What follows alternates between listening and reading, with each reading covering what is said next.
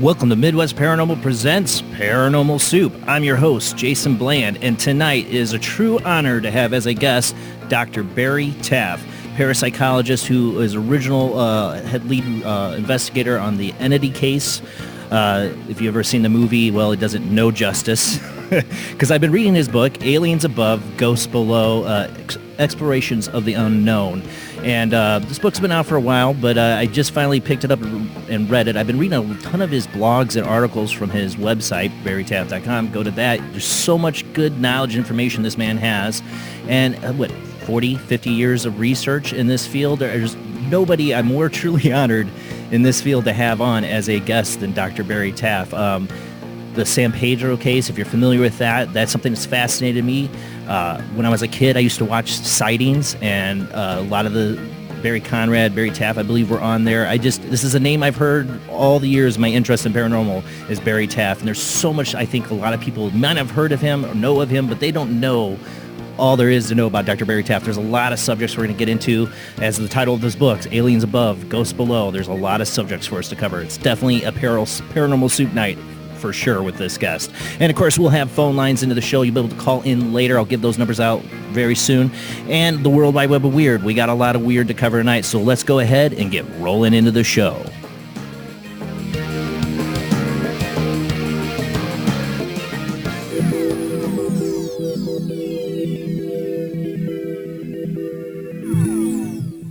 Welcome to another night of Paranormal Soup. As I said before, I'm your host, Jason Bland. Still streaming from my parents' dining room. The basement, the update for people who care. The basement has now had a sump pump put in. We worked on that yesterday and the day before. My father, love him to death. He's helped me have the spot here to do the show and to help majorly, did a lot of the work, put in a sub pump. So hopefully the water issues will be solved in the next couple of weeks. I'll be cleaning out the basement and putting the studio back there, and the show will be back in its home subterranean location, which is my basement. All right. Well, we got our lovely co-host with us tonight, of course, Jamie D. Rob is running late, so I will be running the World Wide Web of Weird here, unless he shows up here in the last minute, but I don't think so. So just bear with me. I'm always rusty at the World Wide Web of Weird. But how you doing tonight, Jamie?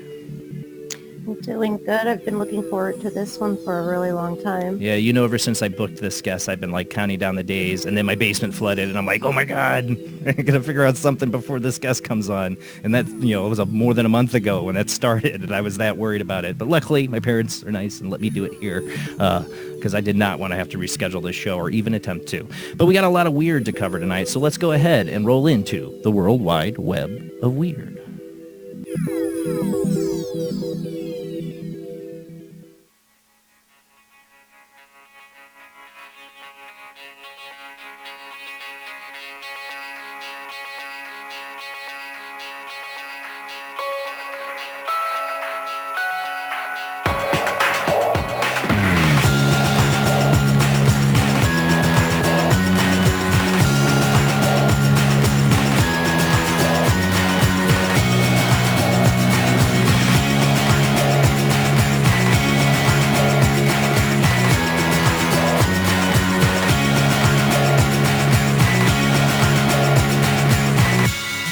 Tonight on the World Wide Web of Weird, I decided we'd start out with this Bigfoot story that came out like right before our show. Last week we had guest Jason Offutt, and we talked a lot about Bigfoot, so I thought it would be a good way to get back into the weirdness by talking about something we talked about last week is Bigfoot, and this interesting story from Fox News. One North Carolina resident maintains that she has been visited by the elusive creature on numerous occasions. For those listening on our Paranormal Soup radio network, we are also a webcast that you can watch on our Midwest Paranormal Presents Paranormal Soup Facebook page, or you can watch on our YouTube channel. If you type in Paranormal Soup Jason Bland, you can find the webcast there, because we do show pictures, sometimes video and that, but I try to narrate as best as possible. All right, one North Carolina resident maintains that she has been visited by elusive creatures on numerous occasions. Vicky Cook, who lives in Shelby, claims that her backyard has become something of a magnet for legendary cryptids, and that she has been visited several times by multiple individuals. She even has evidence of her unorthodox visitors in the form of plaster casts of footprints of various sizes, as well as some low-resolution images taken using a trail camera on the property. I only have the picture of the cast. Let me get that picture up here for the audience to see. Here's her foot next to the cast. I mean, it looks really big. So she even has evidence of her... Oh, no, we got past that here. Sometimes I think this is from her. Sometimes I think this can't be real, she said, while describing one such encounter. It went in front of my camera. I screamed. I didn't know what it was, but the thing was tall. Curiously, Cook maintains that the Bigfoot has something of a sweet tooth. Most likely candies, cookies. They love peanut brittle, chocolate, peanut butter sandwiches. She said they don't like apples and bananas. Like I said, you can find this at Fox News, but I've heard stories of people that seem to have like these kind of ongoing interactions with them. But we were talking about last week with Jason Offutt is what happens with approaching humans on woodland and territories and climate change and all these things, and they're following food sources. Will we eventually find Bigfoot because of climate change? Because its habitats are changing. It's what it uses, what it eats is migrating to different areas, and it'll start interacting more with people. It's a possibility, something to consider. Maybe we will one day discover Bigfoot or not. All right, let's move on. Let's move on here. I'm so rusty running the World Wide Web of Weird. Miss you, Rob. All right, number 2 here. This has been very popular. I'm not getting into politics or anything like that, but this is from Politico. U.S. senators received briefing on Navy UFOs. 3 more senators have reportedly been briefed this week on the Navy pilots encountering unidentified objects. In recent interviews for ABC News, U.S. President Donald Trump told George Stephanopoulos that he had been personally briefed on the matter of U.S. Navy pilots reporting sightings of UFOs. And of course, he was like, I really don't believe in it, or whatever he said, whatever. Now it turns out the 3 U.S. senators, including Senator Mark Warner, vice chairman of the Senate Intelligence Committee, received a similar briefing on Wednesday. If Navy pilots are running into unexplained interference in the air, that's a safety concern, Senator Warner believes we need to get to the bottom of. Interest in the UFOs has been on the rise ever since it was revealed that the Pentagon had been running a secretive advanced aerospace threat identification program. The program was initiated then by a U.S. Senator Harry Reid, himself a vocal proponent of UFOs. More recently, the revelation that multiple U.S. Navy pilots have witnessed unidentified objects flying at impossible speeds, coupled with the U.S. Navy's move to standardize UFO reporting, seems to indicate that UFOs are something that the U.S. government is taking very seriously. Well, that's what they want you to think now. They've been taking it very seriously for a long time, probably more in the private sector that they hire out and have been studied in these things. But we'll see. We'll see. I just don't trust it. I don't trust any of this public disclosure stuff. I feel like our government's known about this for a long time. I mean, shutting down, they're just UFOs' interest in nuclear installations. Don't tell me that the military was not very worried or interested in that. All right, let's move on to Article 3. Mysterious lights show up on the Mars photograph. We always have stuff, I skip a lot of the Mars stuff when it's like, oh, look at this. It's some kind of object that looks like something on Mars. But the lights on Mars always interest me. A bright glowing light, this is from independent.com, a bright glowing light was captured earlier this month by one of the cameras aboard NASA's Curiosity rover. The long-lived rover has certainly encountered its fair share of mysteries during its time charting across the Martian surface, and this latest enigma is no exception. While conspiracy theorists have been quick to suggest that the anomalous light could be evidence of intelligent life on Mars, the actual explanation is likely to be a lot more mundane. According to Curiosity's NavCam operator Justin Mackey, such anomalies are in fact nothing new.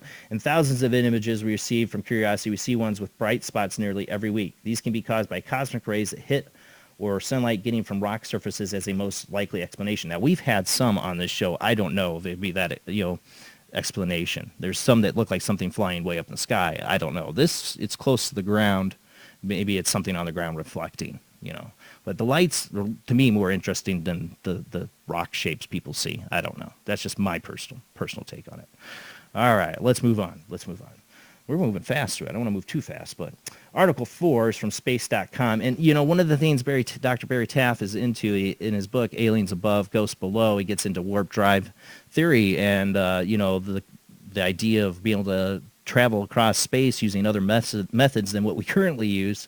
And, how do aliens get here? Well, I'm always interested in what's going on with propulsion and all that because I've been a sci-fi geek and I love spaceships. But this is from space.com. Fusion could be power spacecraft within 10 years.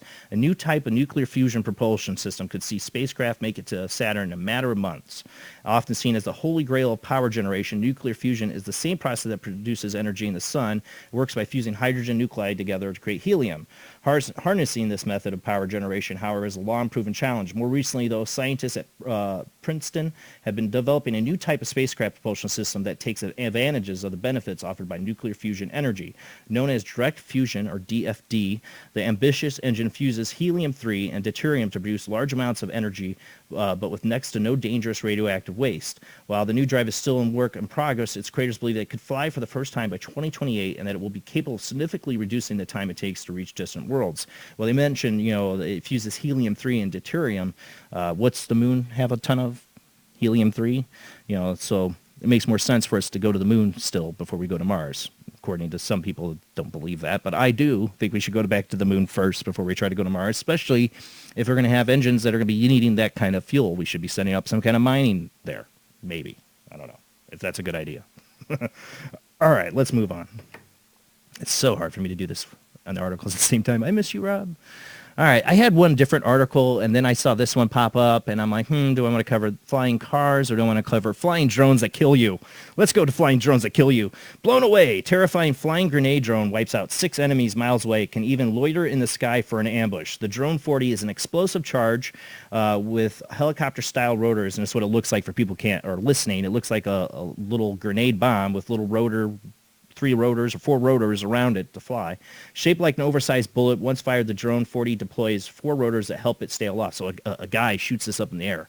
The gadget can reportedly fly for 12 minutes or hover for 20, allowing it to loiter in the sky for ambushes. Multiple drones can be launched at once to swarm enemies. With a range of 6 miles and a cruising speed of 45 miles per hour. Wow. The weapon is designed to add range and punch to scenarios where infantry would otherwise be outraged and outmatched. Built by Melbourne-based defense tech firm Defend Techs, it's not clear if any military plans to use this gizmo. Well, if it works, trust me, there will be plans. When not carrying out anti-personnel or anti-tank munitions as a payload, it can be used as non-lethal operations. Imagine this being used in a riot with tear gas. Through smoke grenades or reconnaissance sensors, the infantry can also attach to the drone. Soldier Systems explains, with these mixed payload types, Drone 40 can be used individually, paired, or as a swarm to vary its effects. Imagine a swarm of bombs over your head. You're the enemy. And they just launch these things, and you got like 20 of these bombs like just floating there. Like, do you surrender? I mean, my fear is what happens if the wrong hands get their hands on this technology. That's what I was just thinking. Right. What happens if terrorists get their hands on this kind of technology? Or just, I mean, yeah, it took robotics and that, but it doesn't seem like it's overly complicated. I mean, it seems like if somebody had enough money, they could build these and sell them to terrorists, and the next thing you know, they're blowing us up. It's just like the murder bots that we showed a year ago or more. That whole murder bot video they made that showed the scenario of, these little flying drones that would shoot bullets into people's heads, and possibility of terrorists getting this kind of technology, and the implications of that are scary. It's very scary. Exactly. Flying drone scary. Never fails for the human race to find a better way to kill each other. We're so good at it. We're so good at it. Technology and over that, but of course, we're going to find a good way to use it to kill each other. I mean, who's to say this doesn't give some terrorist an idea to buy an average drone or expensive drone and try to attach a bomb to it and use it, Yeah, just because we can do it doesn't always mean we should do it. Right. Yeah, we'll try telling that to the big military industrial complex. And yes, there is such a thing, people. And we should be worried when you have forces that want us to, I believe, go to war with Iran. I don't trust all this stuff. I'm not saying Iran's not a good, they're definitely bad actors, but, I believe there's forces that would do anything to pull public opinion to supporting a war. What pulls public opinion to support a war? What was the last wars? What got us into a terrorist attack? And I don't trust terrorist attacks. Yeah, I just got monetized by YouTube. Yeah, I doubt this show is going to get monetized. But it's the truth. We should be very scared of the amount of money that goes into all these different killing machines and how much they get. Will the military buy these drones? Well, if there's a big terrorist attack and we're going to another war in the Middle East, they might consider putting the price tag up for flying bomb drones. I'm just saying we should all be very aware what's going on in the news in the world right now, because there's a lot of people who would like to wag the dog, in my opinion, to get us into a war. There's a lot of history to back me up on this. I'm just saying. I'm all right. With you there. All right, let's move on. I could go on about that all night. This number 5 is from the Washington Post. Let me pull up that article. This I found kind of terrifying and interesting, as mobile technology has transformed the way we live, how we read, work, communicate, and shop and date. But we already know this. What we have not yet grasped is the way the tiny machines in front of us are remodeling our skeletons, possibly altering not just our behaviors we exhibit, but the bodies we inhabit. New research in biomechanics suggests that young people are developing horn-like spikes at the back of their skull.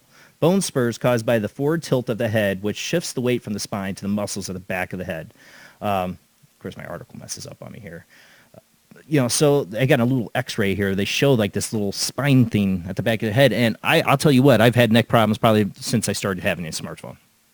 I totally believe that we are altering ourselves physically with these things. You watch people walk around and their heads are completely tilted down, always looking at these things while they're walking. That's the biggest one. I mean, I've done it. I guess I'm guilty of it. I try not to. I'd like to be aware of my surroundings, but I watch people walk all over the place, drive, all of them looking down at their cell phones. It's like we are attached to these things to our hip. I'm just as guilty. But how is it changing us? And they mentioned behavior. I'm not getting this whole article. Like I said, you can get it from the Washington Post.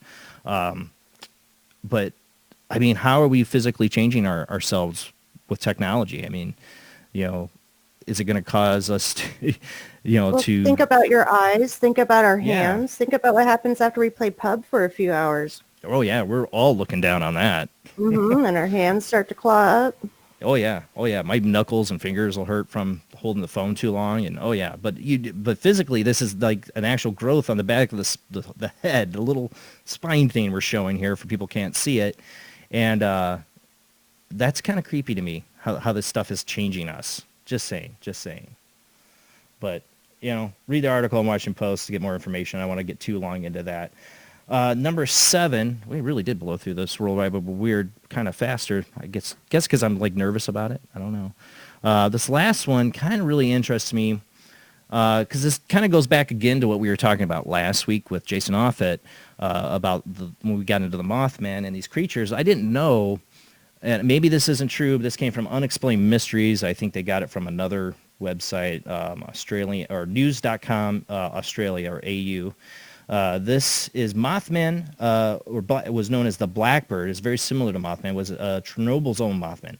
In a run-up to the infamous nuclear disaster, several workers claimed to have seen a strange creature. And man, I wish I would have had this article before we did the show with Jason Offit because, or even Kevin and Jennifer, we talked about the Mothman sightings near Chicago. If the ones are real, the ones that are not, I don't know. But these major events or disasters, everybody knows the Point Pleasant Mothman event preceded the bridge collapse, that these scenes happen around disasters. At least this is where it started with John Keel's book and everything. But this is interesting. Like I said, this is from Unexplained Mysteries. On April 26, 1986, the catastrophic accident that befell the number 4 nuclear reactor at Chernobyl's nuclear power plant in northern Ukraine would not only result in the deaths of several dozen people, but also reduce the life expectancy of thousands more while leaving the whole area uninhabitable. In the months prior to the disaster, however, some of the workers at the nuclear plant believed that they had seen a strange creature, the Blackbird of Chernobyl, that would later be regarded as an omen of impending doom in much the same way as Point Pleasant's infamous Mothman. There are several different versions of the story, but it's said that at least 5 workers at the plant reported witnessing a large, dark, headless creature with giant wings and fire red eyes. I mean, that's straight up the Mothman. I mean, straight up the description of the Mothman. Some also experienced nightmares and reported receiving threatening telephone calls. Again, very similar. The legend states that in the days leading up to April 26, 1986, that a supernatural creature was sighted in the skies over Chernobyl, but many of the men in the control room, archaeologist Robert Maxwell, who had previously worked at the site, told News.com. They also claimed to have seen the terrifying creature just before the explosion. But how much truth is there to these accounts? Now it's become one of those fables that's difficult to track because it relies on accounts of people who died due to radioactive contamination. So all these people who saw this, they're all gone. So for the people trying to check out the veracity of these claims, of course, you've got to take them at face value because there's not a lot of history or archaeology to go on. But these stories persist even to this day. I just thought this was such an interesting story after our last week's episode. I really got into with Kevin and Jen and with Jason Offit this idea, and I'm probably going to get into it tonight with Barry Taff, but he's got a lot I want him to get out. Is the idea of the this unseen reality, other dimensions, and how they react with us, interact with us. What's on the other side that, or in another dimension that might, have a reason to be forewarning a disaster like Chernobyl, or the Point Pleasant Bridge collapse, or possibly something that might happen in Chicago, if you believed any of those stories. What would an entity need? Why would they be involved in that? What is it? I mean, it's never human looking. Like I said, it's the red eyes and wings. What could that be? Does it feed off the energy of catastrophe, or some kind, or the buildup, or I don't know. I mean, it just seems like something out of a Doctor Who episode. I can think of a couple, something interdimensional interacting with us during these I don't know, shatter points in history, these points where something dramatic happens. Point Pleasant, it was a bridge collapse and people died. That's pretty dramatic. But Chernobyl really changed things. That's a very dramatic event. So that's why when I heard Jamie, you've heard that why I covered the Mothman stories in Chicago. Now, there's a lot of dispute of how many of those are real or whatever, but that concerns me. I don't live very far from Chicago. A little bit worried when I hear Mothman stories. I wanted to be far away from wherever I am, like a lot farther than Chicago. Yeah, worlds away. Worlds away. I don't want. Door. I don't want to hear about them. Anywhere near me. And you have to ask what is going on when people are spotting these things, I've had some comments after that show with Jason or with Kevin and Jennifer about those stories, and people still, saying, well, you need to check this out, or, there are real stories. It wasn't that Kevin and Jen were saying some of them weren't real. They weren't all real. There are some that are probably real, but there's a lot of misinformation in there. A lot of people wanting clickbait. It's all over the internet on any kind of story. You have to watch out for. But maybe there are people that are seeing things. I just hope it doesn't mean anything. Now, they've been seeing them for a few years now, so I think if something was going to happen, it would have already happened. It seems like these events, if Mothman shows up or whatever it is, it's something that happens pretty much within a week or 2 weeks or a month or so afterwards. I'm not an expert on it, but, the Chicago Mothman, all those things, that's been happening for a few years. Nothing's happened. Knock on wood. Right? Knock on wood. I'm honestly, back to what I was talking about during the military drone, drone bombs, what do you want to call them? I do have a major fear of a terrorist attack on this country. When you hear the president back off from going to war, well, then there's forces at B that'll be like, well, you're going to go to war if you like it or not, because all it takes is the right event to force us into it. The Gulf of Tonkin, Pearl Harbor. All it does is take the right event, and the president has no choice. I don't care who's in office. Whatever president be has no choice. They're going to politically and military pressure-wise have to go to war. And it worries me when these things start to escalate, and the military-industrial complex, I totally believe exists, it wants their budget increased. They want more money. They're going to get it through war, and they're going to get it whatever means. You're talking trillions of dollars at stake in funding. I mean, lots of money. Money talks, and powerful people will kill for it, and they don't care about who they kill or get rid of or whatever. I know people don't like the whole 9/11 conspiracy. The government didn't. I don't think the government did it. I don't think our government did. I don't think any senators, politicians were involved in it, or anybody in the military. I think the military-industrial complex, private companies, and other foreign actors might have been involved, because there's a lot of motivation there. Other countries wanted us. There are certain countries that would have motivation for us to take out Saddam and go into Afghanistan. Then there's the drug trade in Afghanistan that we help get back up. There's a lot. Again, YouTube is not going to monetize this show for sure now. It's all right. It's all right. I let them monetize me. We'll see what happens. But I already looked at my list of videos, and it's like 50% of them are not eligible for monetization. Well, I wonder why, because I talk about things like this. Oh, well. But that's it for the world. You're telling the truth. Yeah, because I'm telling the truth. That's it for the World Wide Web of Weird. Our guest tonight is Dr. Barry Taff. His book is Aliens Above, Ghosts Below, Explorations of the Unknown. I highly recommend this book to anybody who's interested in the paranormal. If you're a paranormal investigator, you better buy this book. I should have bought it years ago. Check it out. And we will have the phone lines open the night. Only 2 of them, because Dr. Taff will be on a other phone line. So you'll be able to call in later. Not yet, but you can call in later at 219-230-4444 or Skype ID OOJBland00. But wait till after the probably second commercial break, because we got a lot to cover tonight. And if you do call in, just wait till we call in. It might be a little bit, because I'm not going to interrupt Dr. Taff while he's talking. I'll tell you what, because he's got so much knowledge to share. All right, guys, we'll be back after this short commercial break.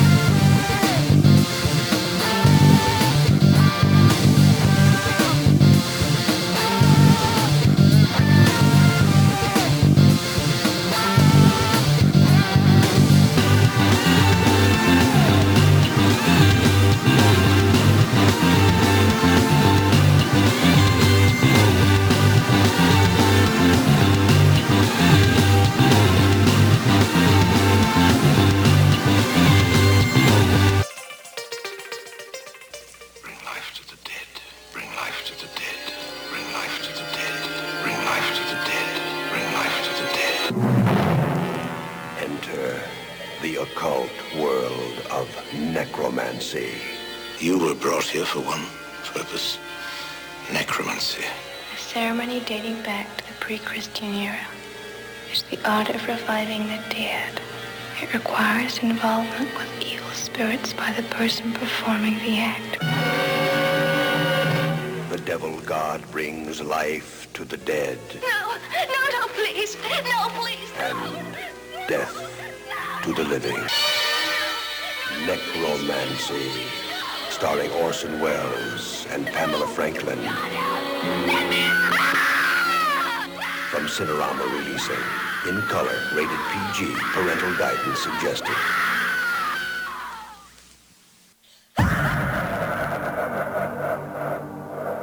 If you are interested in discovering the truth about the paranormal and want to hear from leading researchers in the field, join Justin Brown on his 3 weekly shows named My Paranormal Soapbox, Necromancer Live Show, and the Supernatural Symposium, live on Facebook, YouTube, and InterfaceDeath.net.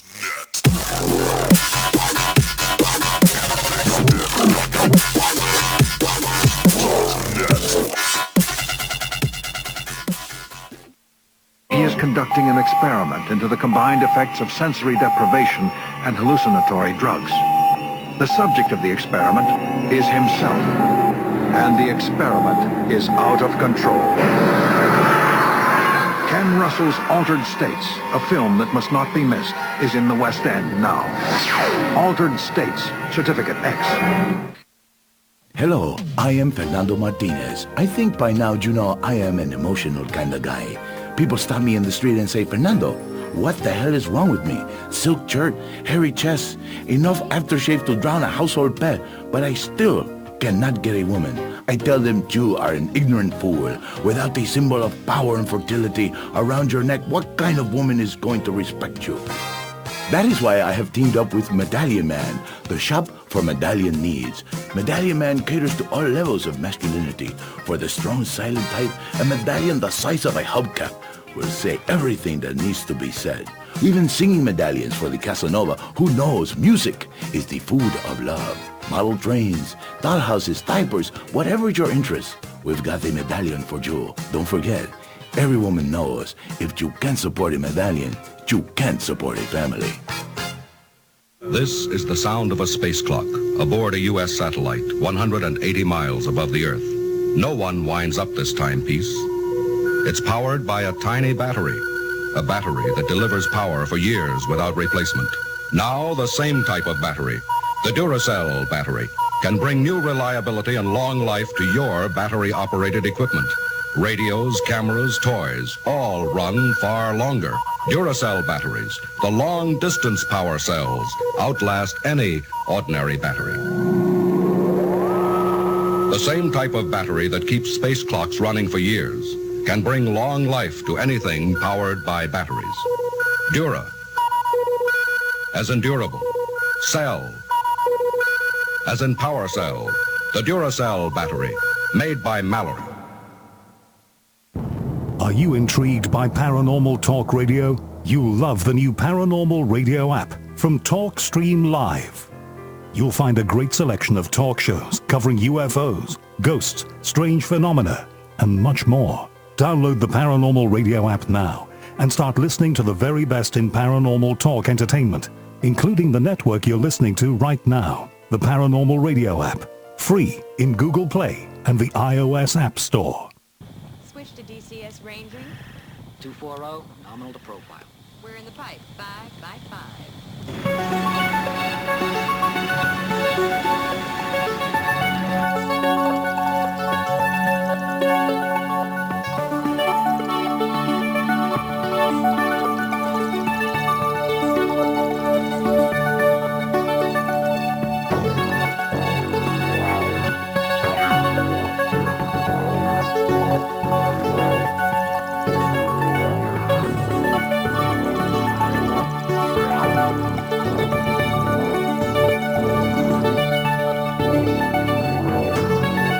Tonight on Paranormal Soup, our guest is Dr. Barry Taff, Dr. Barry Taff holds a doctorate in psychophysiology with a minor in biomedical engineering. He's a world-renowned parapsychologist, worked out of UCLA's former Parapsychology Laboratory from 1969 to 1978 as a research associate. During his 4-decade career, Dr. Taff has investigated more than 4,500 cases of ghosts, hauntings, poltergeists, and conducted extensive studies in telepathy, precognition, eventually developing the initial protocols for methodologies, what will later be termed remote viewing. He was also himself investigated as a psychic subject, the results of which were published in a behavioral neuropsychiatry Laboratory Investigation of Telepathy, a study of psychics. One of the cases Dr. Taff investigated in 1974 gained international fame as the book and motion picture, The Entity, starring Barbara Hershey and Ron Silver, released by Fox in 1983.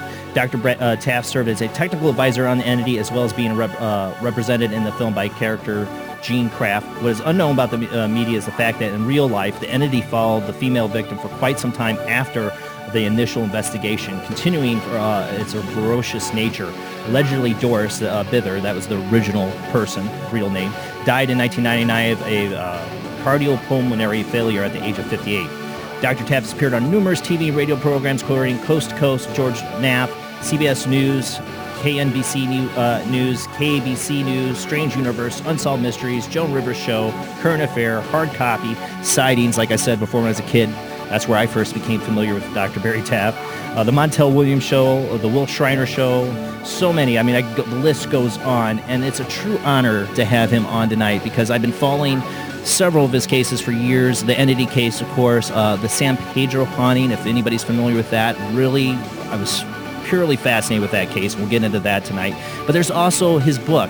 He's the author of Aliens Above, Ghosts Below, Explorations of the Unknown. We're going to get into aliens about this tonight, too. There's a lot that I've always talked about on the show, the name of the show, Paranormal Soup, about how all these things are connected. And what better person to talk about that than Dr. Barry Taff? So let's go ahead and get to our guest.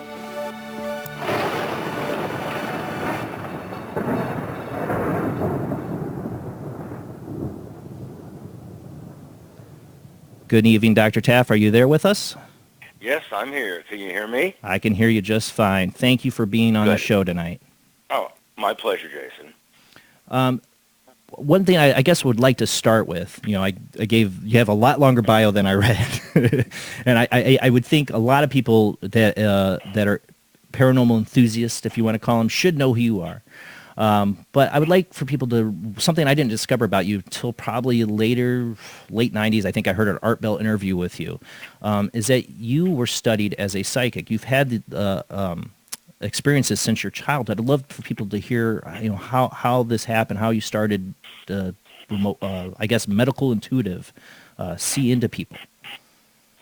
Well, I mean, that was the strongest part of it. But if it wasn't for my paranormal experiences growing up as a kid, I wouldn't believe anything anyone says because I'm very skeptical. And because a lot of people would embellish and exaggerate and distort to get attention and whatever. But with me, we talk about a lot of different things, but the one thing that stands testimony to what I can do, what I've been doing, is my ability as a medical intuitive. And in my life, in my 70 years of life, I've only met one other person that can do what I can do. I've heard of others, but I've never met them. But I'll give you an example of what I was able to do. This is 10 years old, you're in the 5th grade in L.A. So I was in, it was elementary school, and this little blonde girl named Christine is walking towards me, and I can see her, she's wearing like a sky blue dress, got a flower on top or something, and as she's walking towards me, for lack of a better term, my ability to see through things popped on. And I go, what? And I saw that under her dress, she had a big plastic bag taped to her body, or attached to her body, and there was a tube going into her side. And I thought, well, what's that? So I went up to her and said, Chris, what's that stuff in your, what? And she started screaming, and they got the teacher, and they dragged me in the principal's office, and he thought I either snuck in the girls' bathroom or I looked under Christine's dress. And I said, no, I didn't do either. Then how did you know? You know what? She has a colostomy. I'm 10 years old. I didn't know what a colostomy is. How would I know that? So I said, look, I can do this. He goes, what would do what? It's like, X-ray vision. He goes, yeah. I'm going to have to call your mom. So he calls my mom, and he's talking to her, and she goes, he can do it. And the principal went, what? He can do it. He can do what? He can look through people and objects, but mostly people. What? Look, nothing more to discuss. The parents didn't want to get into it. Okay, so he hangs with, look, I don't know who and what you are. I don't know. All I know is if this ever happens again here, I'll have you expelled and arrested. Wow. And so I turned to him in his office, and I remember to this day, I remember what he looked like.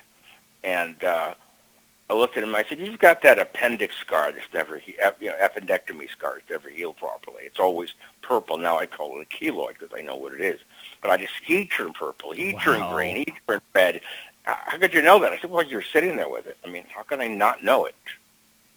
I didn't know the word keloid, obviously, but I knew what it was. And this has been going on my whole life. Let's see. A lot of times it works when it's supposed to work. Other times it works when you don't expect it to work. And back in 1999, a girl I dated in the 70s popped up. She called, you home? Yeah, okay. So she comes over. I got to talk to you. Okay, so she was a little weird, and I met her outside, and it's a very warm day. She's wearing a halter top, and she's a year or two younger than me. And she looks great. No lines, no wrinkles, no fat. I mean, so we're talking, and I said, her name's Linda. And I said, Linda, she's wearing a halter top. And I said, what's all over your upper chest? She goes, what? I said, it looks like an octopus or something. I moved closer to her. I said, oh, you better go see an oncologist. Have some, imaging taken of your breast. Why? Because your breasts are riddled with tumors. Oh, wow. What? They're riddled with tumors. I just suggest you do it. And she did, not long thereafter. And she had to have a radical double mastectomy and reconstructive surgery. And I don't know what's happened to her, but she got really weird, which could have meant that the cancer was metastasizing in other parts of the body. But that's a whole different story. I remember it doesn't even have to be I see it can be that I feel it from other people. When The Dark Knight came out, I was going to see it with a friend of mine I've known since UCLA days, a girl named Lauren. And so we reconnected in 2005 after not seeing each other for decades. And so we met at the Directors Guild. We sat down. We drove there separately. We sat down, and the movie starts. And interesting. And then suddenly Lauren got a text message from her daughter, and she had to leave. I said, can I help you? No, you can't do anything. Okay. She left. But what was bizarre is long before she left, before the call came in, my bladder felt like it was about to explode.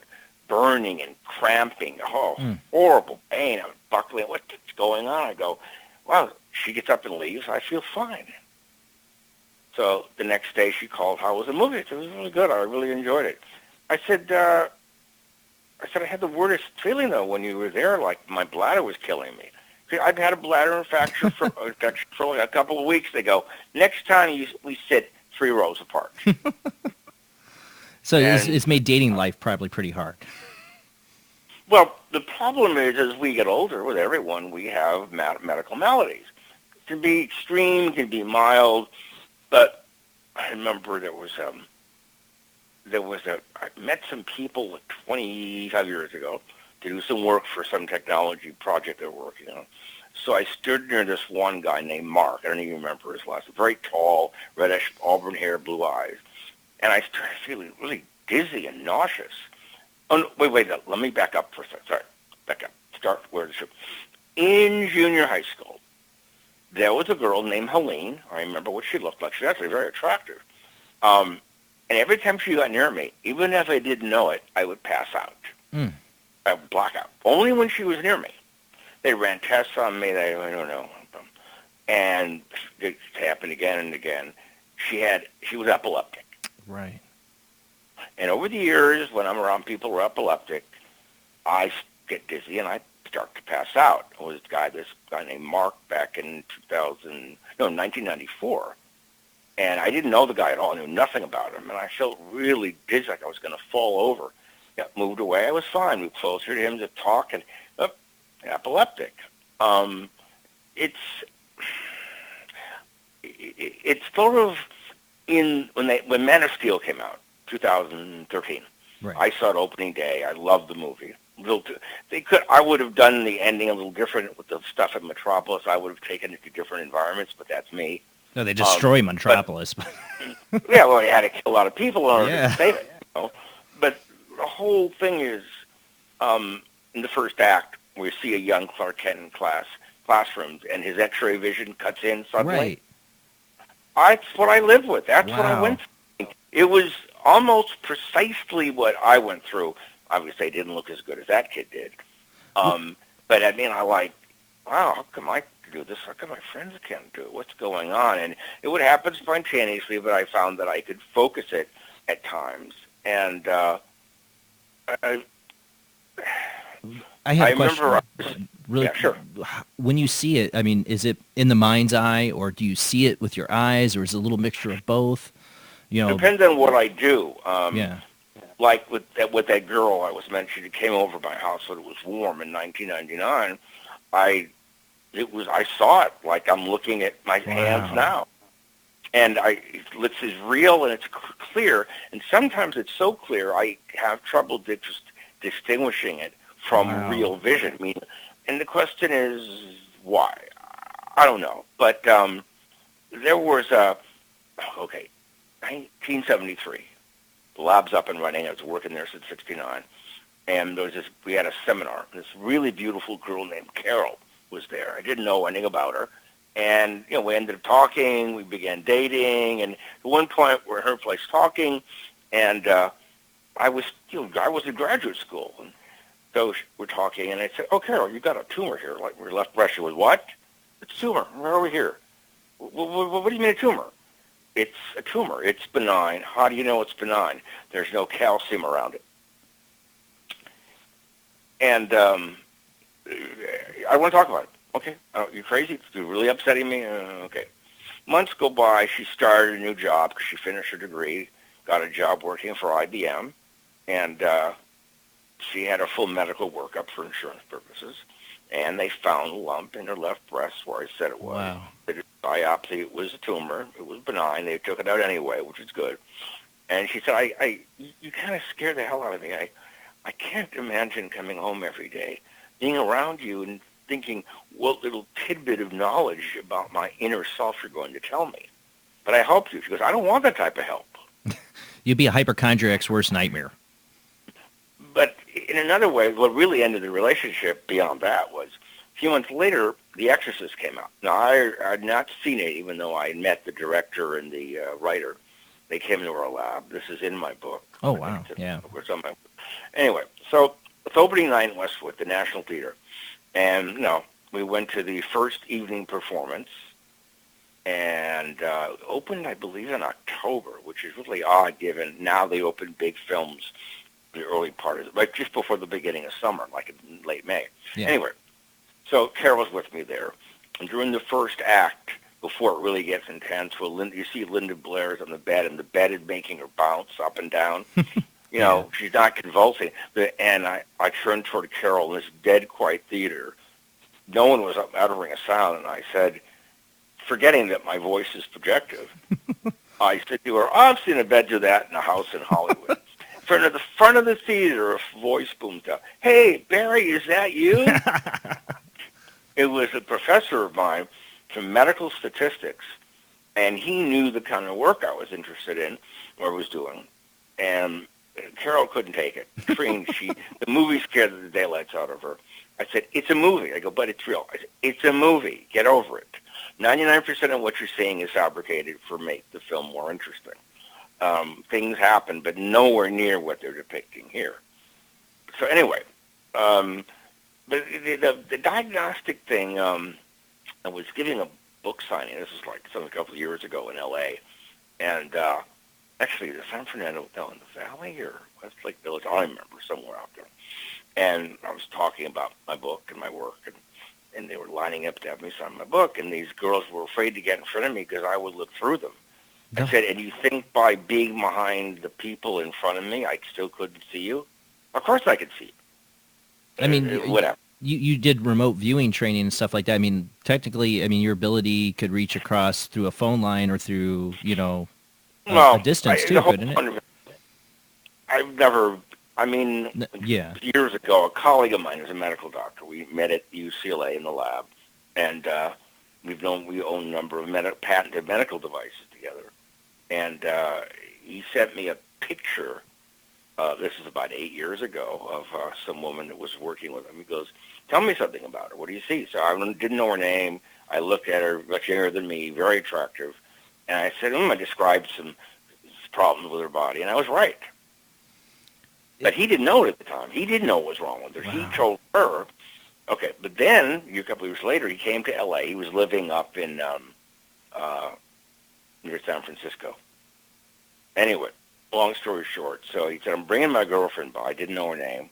And her kids, what she wants to diagnose her kids and her. Oh, okay. Didn't know their name. Knew nothing about them. It was a warm July day. It was like July 2nd or 3rd of 2013. And they come in my place, and his girlfriend looked like Tom Cruise's last wife. Katie Holmes. Yeah, very much like her. Real similar to her. Anyway, so she says, "Look at my son." Now, he was kind of volatile, but, young kids often are. And I said, "Whoa, the frontal lobes of his brain are missing." Wow. And my friend went, "What?" I go, "The frontal lobes of his brain are missing. There's like a dark, vacuous space." He had cortical encephalitis. So he's missing the frontal lobes. Right, exactly. Well, he knew that, and then his girlfriend thought that he told me. I don't even know their names. And then I looked at his girlfriend. It looked like Katie Holmes, and I looked at her and said, "Well, you're pretty good, but your lungs look like old brown paper bags with black spots. It's a respiratory. You smoked a lot." She goes, "Yeah, she has COPD." And at that point, she grabbed the kids and her boyfriend, they all just left. And, it's people, when I worked at UCLA, I was really young. When I was in college, I looked like I belonged in junior high. So I was really young looking, was like a kid. And these professors who knew what I was doing, involved with the lab or something like that, in the study Dr. Moss did on me, published in a medical journal.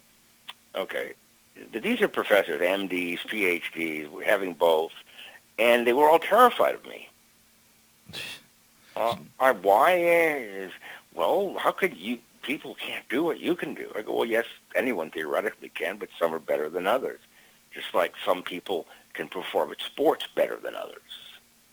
And I try anyway. And one of them was the head of the psychology department, whose name I won't use because I don't know if he's alive or dead. But he was terrified of me because I said something to him once about a relationship he had with one of the students.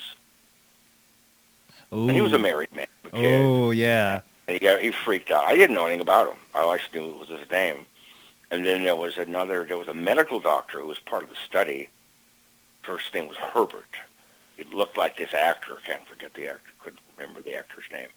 And I told him a couple of things. Nothing as upsetting as the relationship he had with the student. And these people were terrified. They wanted to get away from me. Another was a psychologist and a sociologist. And he wrote 2 books I'm in. And he says, well, I think Barry is probably an alien and he's not telling us. They're doing. I said, well, wait a minute. Have you ever met one? What? An alien, a real extraterrestrial being? Well, no. Then how do you know what they'd be like? Well, I don't. I go, then why do you think I'm one? Because you're alien to him and everything he knows. It's just, in our culture, when people are different, and they're different in a really extraordinary way, we have a fight or flight response. If we're different, like we're an actor or a writer or an athlete or a musician or a famous director or a scientist, that's okay because that fits within the boundaries we look at as normalcy. If you're different in a way that very few other people are, it's fun and games until it gets bad, and then when it gets bad, people run from you. Well, I can believe it. And it doesn't. See, the problem is, I can make my abilities work to a degree, but I can't stop them from working. So you can't shut it off. It's just going to happen. I can't shut it off any more than I can shut off my breathing or my vision and or my respiration or where. Anyway, I remember back. This is 49 years ago. Wow. I met a girl in undergraduate college, and name was Sharon. She looked like the actress Jane Krakowski, very similar to her, but a better figure. Anyway, same look. We were dating, and we were talking live. She lived in the Valley. I lived in West LA, actually the edge of Beverly Hills, and we got along really well. And I started having dreams, and in every dream it was the same story. I was in the backseat of a car. It didn't appear to be my car, but I wasn't positive. So I saw Sharon in the passenger seat, and I saw someone in the driver's seat with the thick, dark hair, which is what I had at the time. And then we turned down a street into the cul-de-sac of where Sharon lived in San Fernando Valley, and we turned into the street, and suddenly a much larger car jumped out, hit us, and there was glass and fire. It was really upsetting, and this dream kept occurring over and over again. And I said, this isn't good. So I warned her. I said, look, I can't see you anymore. Why? Because I don't want you to die. She goes, what are you talking about? I said, well, this is going to happen, and I think it's not worth us dying for, And she didn't believe me. She thought I was making it up because I lived 30 miles away. Right. And I said, gas is like 18 cents a gallon. Who cares? I had a nice car. It was very fast. I enjoyed driving, except when it was really raining. And, She thought you were throwing in a cheap breakup excuse, maybe, or a really unusual one. And I said, look, anyway. So we stopped. She walked away, and I didn't blame her. And I would have felt the same way if she'd said that to me. But so anyway, sometime later, she started dating. She's out with her new boyfriend, whoever it was, I don't know. And they turned down the street to get to her home, the cul-de-sac. And the car flew out, hit them. He was killed instantly. She was badly injured. Oh, man. So did I prevent myself from dying? Did I see the future incorrectly? Because I assumed it was me driving. I didn't see. But it's a dream. You're trying to remember it when you wake up. So it's the details. Well, no. What I'm saying is this: did I misinterpret it? Meaning that I assumed I'd be driving because we were dating. I didn't see the dashboard of the car that we were in. All I saw was her and some guy with thick, dark hair. And I assumed it was us. Well, it was, except that I wasn't the man in the car. It was this new boyfriend. So she was pretty badly hurt. Been under medical care her whole life. And this is only about 6 months after we broke up. In fact, I learned about it when I called her home, and her mom answered. Oh, wow.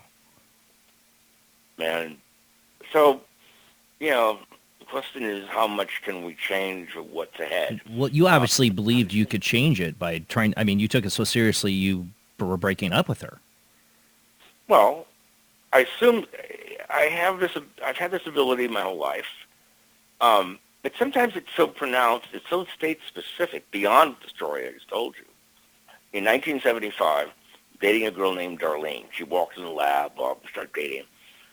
So we're together, we're sleeping together eventually. And in the dream, I'm piloting a 747 jet, an airliner. We were approaching South Africa. Don't ask me how I knew that. And we were on the initial, not an initial approach, not the final approach. Don't ask me how I knew where we were, because you don't fly high enough to see continental features. Right. But anyway, suddenly the drones, the turbofans, go down, go away. No power. All the instruments are dark. We're falling like a piece of lead. We hit, explode, fly out. I jump out of bed. Now, I've been a pilot since I was 16. So I know a lot about aircraft. And I woke up, I came out of it, I was just covered in sweat. I was terrified. And Darlene, my girlfriend, what happened? She goes, you crashed. What are you talking about? And I remember, I've never used drugs. I don't drink. My ecstasy is iced tea. That's my strong stuff. But anyway, yeah. But anyway, The 747 just went into service shortly before this time, maybe a year or two earlier, and they had a perfect service record. So let's see. I said it was a TWA. It was TWA. A TWA 747 on approach to South Africa.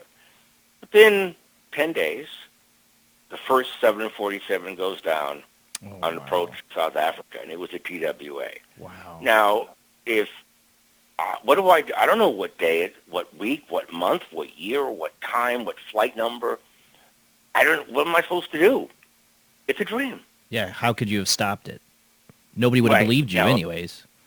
Now, today, if I had that dream and I called the FAA, I'd be arrested because they assumed I had something to do with the plane crashing. It's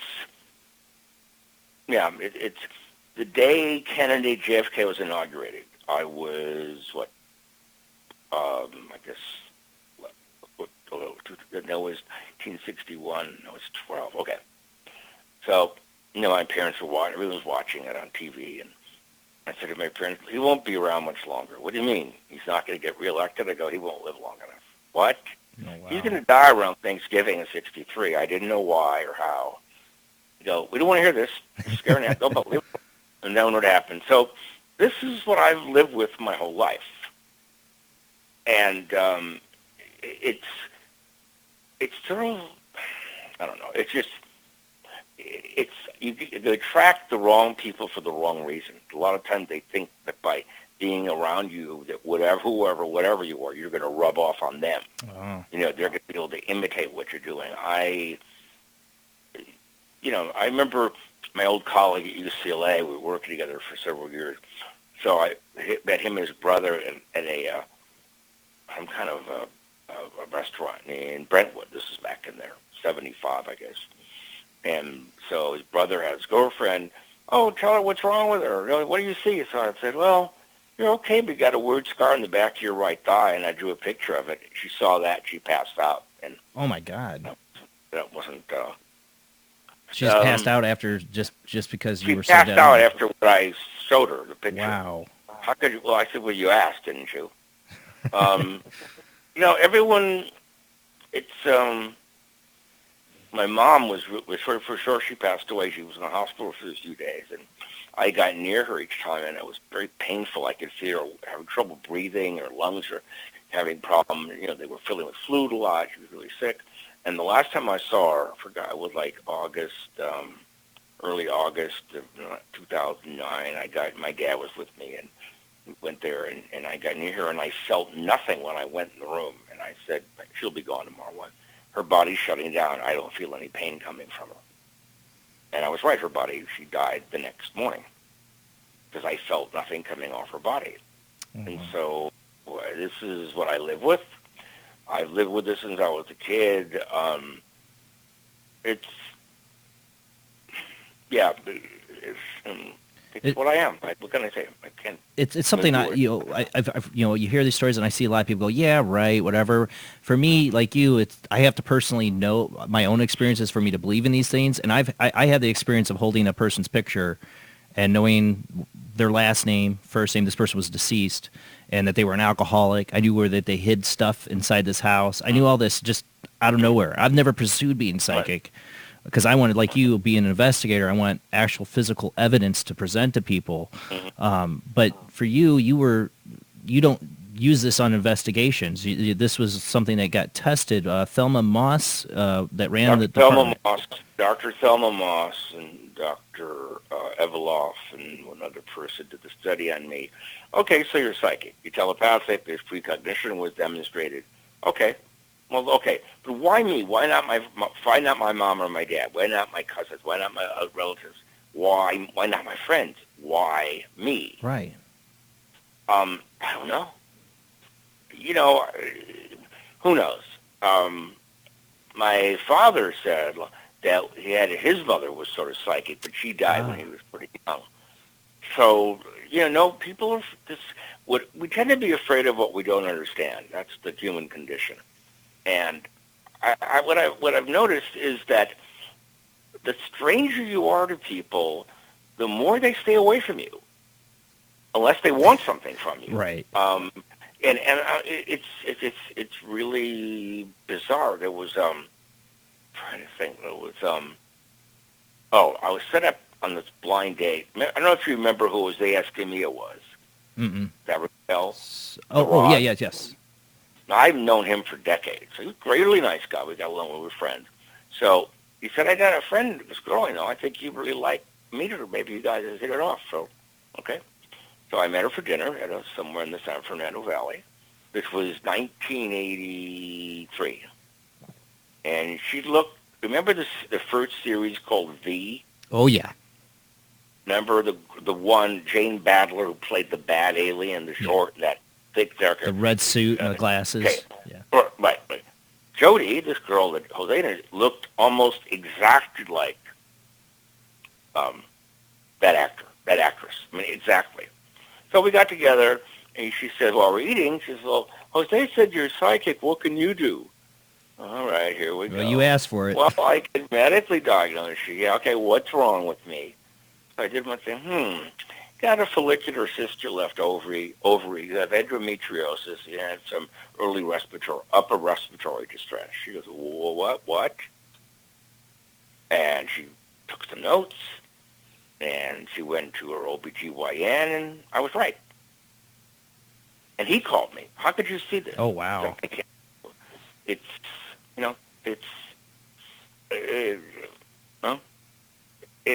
in the beginning, when these things were first happening to me, it was kind of fun, interesting way to meet people. And then I found that it was a way to not meet people because they tend to look at you. It's one thing to chase down this stuff as a scientist, to investigate it.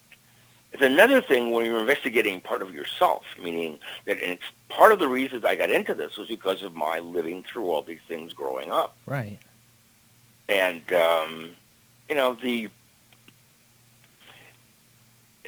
the precognition part sometimes is more difficult than the medical intuitive. 1977, Valentine's Day. My colleague and I were out in a case in L.A. on Detroit Street. I remember this really well. And walked in, and it was a couple living together, and they had some friends there. And the girl was, to me, the most beautiful girl I ever seen in my life. She looked like a young Liz Taylor. Oh, wow. They're almost identical. Or Joan Collins, a young Joan Collins. Anyway, so long story short, they were living together, but they weren't involved. So we got involved in a relationship. Okay. And everything was great. Got along well. She went to our research group, our site training groups at UCLA. Went really well. And everything was great. And then the dreams came. And dreams were always and the dreams were that something would happen on July 22nd that would end the relationship. But I didn't know what. I didn't know. Was I going to do something or say something? I didn't know what it was, July 22nd, July. So I wrote it down, but I didn't have any specifics. You just knew the date. Yeah, right. So the months passed, and we got along really well. I mean, it was perfect in every respect as far as I could perceive. And then the night before, July 22nd, we were staying at a condo her mom owned in the Hollywood Hills, near the Hollywood Bowl. And so we wake up, I'm awake, and she's under the covers, and she's crying. What's the matter? It was Judy. She goes, why didn't you help me? I go, with what? When the room lit up. I go, what room? The bedroom. What? Room lit up. What? Now, we had seen some strange luminous anomalies in that condo before this time. Like lights? Nothing like, oh, my God. Yeah, little luminous things dipping around. Oh, wow. And I didn't, okay, whatever. And anyway, she would come out from under the covers. So she said, well, she found herself levitating out of bed, floating up out of bed. Oh, boy. Then she was in another room. It was round. It was metal. It was cold. She was held down at her ankles, her wrists, her neck, and her abdomen very tightly, and these little guys around her with scaly gray skin, with black eyes and no nose, and, the typical grays. What year was this? 1977. Okay. And So she's describing all this. Now, Judy had interest in the paranormal, but when it came to ufology, she had zero interest. A rejection to it, basically, or... No, just had no interest. They thought it was silly. So, anyway, she's telling me about their potty cutting her and probing her, and they're doing it hurts. And then, why didn't I help her? What are you talking about? So, I said to her, do you know anything about UFO abduction? She goes, what? UFO. What are those? What? Oh, man. What are UFO? Nothing. So finally got her out from under the bed, uncovers. She's around her neck, her ankles, her wrist, and her abdomen are black and blue bruises. Oh, man. She's been held in restraint for too long, too tight. And her hair had been cut. Oh, wow. She was bleeding from every orifice of her body, although she wasn't menstruating. Her bleeding from her uterus, bleeding from her rectum, bleeding from her nose, her ears, and one of her eyes. God. And on her back, had little melon baller scoops. And her hair had been cut. And she just lost it. And, you know, she wouldn't, it just scared her. Skilly, she became panicked and didn't know what to do. Relationship pretty much ended that morning. Just like you thought. Right, July 22nd. And, you know, what's interesting, the neighbors who knew nothing about what had happened, how would they? I was coming and going once, and they said, did you see that thing the other night? I go, what thing? Hovering over there. It was like a big reddish-orange thing in it. The power went out for like 2 hours. I go, oh, wow. Okay, now, can I prove this? She was abducted? No. Can I disprove it? No, but, you know, she remembers some of it. Now, she claims she'd been repeatedly abducted, which is not that uncommon. She ended up becoming a religious zealot of a very unusual type and married another devotee of that religion. And if that had not occurred, whatever it was, if it had not occurred then and there, we probably would have been married in less than a year, and it would have been worse to be married and then it happens. True, right. I mean, I have a friend that we've had on the show a couple times, Terry Lovelace, and I mean, what you're describing is exactly the kind of things he's showed me pictures of him going through, and being body being bruised, and it's incredible. And if you don't have support or people to talk to, you can lose your mind. Right, because I mean, it's like being raped, but you're not being raped by a person. And so we've had a number. See, what's interesting. We do have a number of cases that began as paranormal activity and then ended up resulting in the UFO abduction.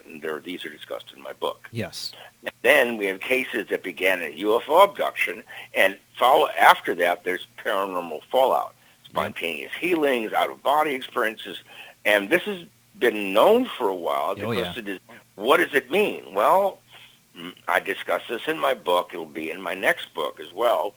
I suspect that the forces that whatever these vehicles are and intelligences are visiting our planet for a long time use forces we call paranormal the same way we use electromagnetism, except they're a lot better at it. And it's just we're ignorant. We had a case in, was it 80s? I think in the 80s. My files aren't here. But a girl called. She was a UCLA student, undergraduate. Went up to her house in Bel Air, and she's describing that she woke up one day, and on each side of her was a small reptilian humanoid pulling something out of her arms. And she started screaming, and the dog ran in and started barking its head off, and the mother ran in, and the mother saw them, and she started screaming, and of course they lit up and they were gone. And so, meanwhile, the follow-up to this was, beside the mother and the dog and the girl being traumatized by all this, is there was paranormal activity, doors opening and closing, water turning them, faucets turning on, bathrooms flushing, shower coming on, machines turning on and off. They saw lights flying around. And I said, well, we'll go where you'll go. And not that long later, again it happens. She wakes up, and the beings are back in the room, and she kept a snake in a big aquarium. God knows why, but she did. I hate snakes. They were looking at the snake, and she woke up and started screaming. The dog came in going nuts again. It ran out. both her parents came in this time because her father was out of town the first time, and she freaked out. She packed all her belongings and poof, went away. She didn't disappear. She just left everything. Took off. Yeah, so who knows whatever came out of that. But, we've had cases all over. And, it makes me wonder, does being sensitive to one of these things make you more sensitive to the other? Right. Are you? I don't know. Are they looking for people that have that sensitivity, or that could be PK agents? Or it could just be coincidence, meaning that if I've investigated thousands of cases of poltergeists or hauntings. And right. It's very rare that you're actually there at the same time where something's happening. It's sort of like going to an airport, God forbid you get a plane crashing on video with your phone. Right. It's like winning the lottery, basically. Yeah. So, give it enough time, things happen, and we've had a strange pattern that's come up. Okay, everything I expected to learn when I first got into this field, nope, didn't turn out that way. Everything I never even thought of, yep, that's what happened. So let's start with the poltergeist stuff, the ghosty, the bumping the... Well, bottom line is this. There are certain conditions that must exist in order for these things to occur. And there must be a confluence of events. Okay, let's make a simple metaphor here, analogy. You got a DVD in your hand of a movie. In order to watch it, you need a DVD player. You need to put the DVD in the player. The player's got to be attached to the TV, and both of those have to be plugged into the wall. And you need a remote. If any part of that ensemble is missing, you will not get an image on your television. Those are the conditions, the precursors. In terms of the poltergeist stuff, the strangest correlation has popped up. Okay, it seems that the majority, if not all of these cases, are around individuals that are hypersensitive to electromagnetic or geomagnetic fields. Also, they have almost no coping mechanisms whatsoever for dealing with stress of physical or emotional nature. But even more bizarre is that the majority, if not all of the people who seem to be plagued by these poltergeist outbreaks tend to be either seizure-prone or epileptic. Right. However, most people, 99.99% of people who are seizure-prone or epileptic are not poltergeist agents, which means that somewhere in the middle there's a missing or an unknown variable. We don't know what that is, but the pattern is clear. Always the same thing over, and faces may change, places may change, the same thing over and over. And all right, enough. Come on. We know enough now to artificially recreate some of this, but we would run the risk of harming individuals to do so, which means morally and ethically it's wrong, so we won't do it. I've heard people talking about playing with this. I go, you're going to play around with subjecting people to powerful ultra-low frequency magnetic fields? Good luck. You better get a waiver signed. You're going to go to jail. Well, our government probably's done it. They've probably done it. I don't think so. No? No, I don't think so.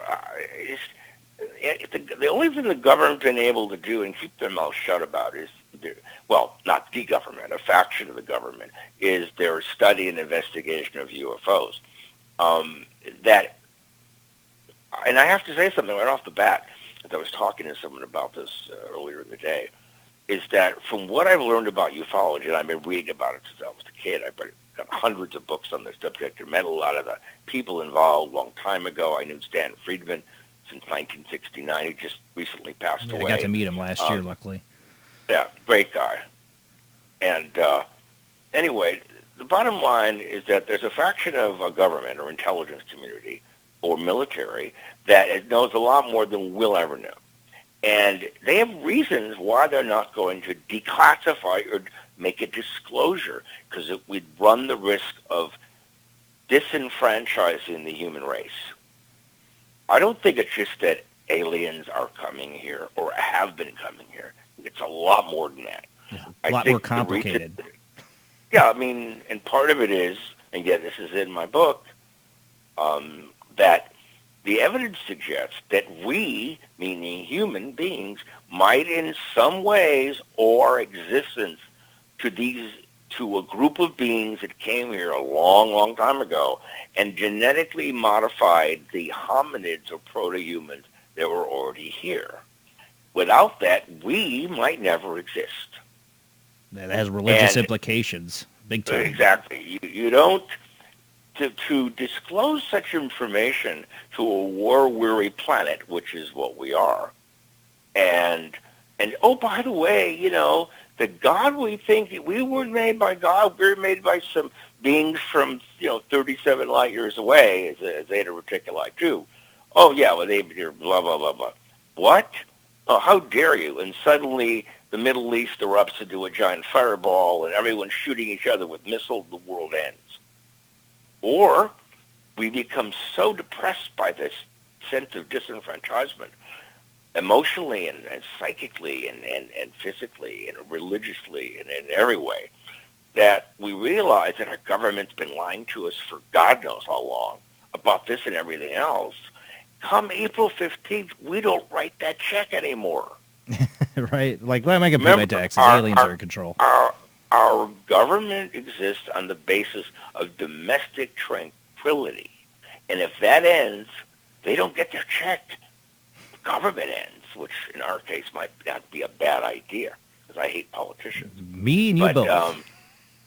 Of all types. Me too. Men, women, tall, short, thin, fat, Democratic, Republican, they're all cut from the same piece of cloth. Yeah. Take the words right out of my mouth. Thank you. But the problem is greater than that because, if this turns out to be true, that we owe our existence to a race of beings that are not human, and they're still playing with us, and some of these beings are playing with us, we would have an inconceivable past and an unimaginable future. And that is not something that we could deal with. I mean, we went to war, the First World War, due to the assassination of Archduke Ferdinand. That led to the First World War. Okay. The Second World War, well, we know what happened with that. But how many people know that some major political power families in the U.S. were funding the Third Reich? Oh, yeah. The Kennedys, the Fords, Thomas Edison, Henry Ford was good friends with Adolf Hitler. Yeah. Oh, yeah. Winston Churchill was part owner in a munitions factory that was selling munitions to Germany. A Bear Company was doing medical testing. Bear, IV Farben, Bear, the AG Farben, the whole thing is.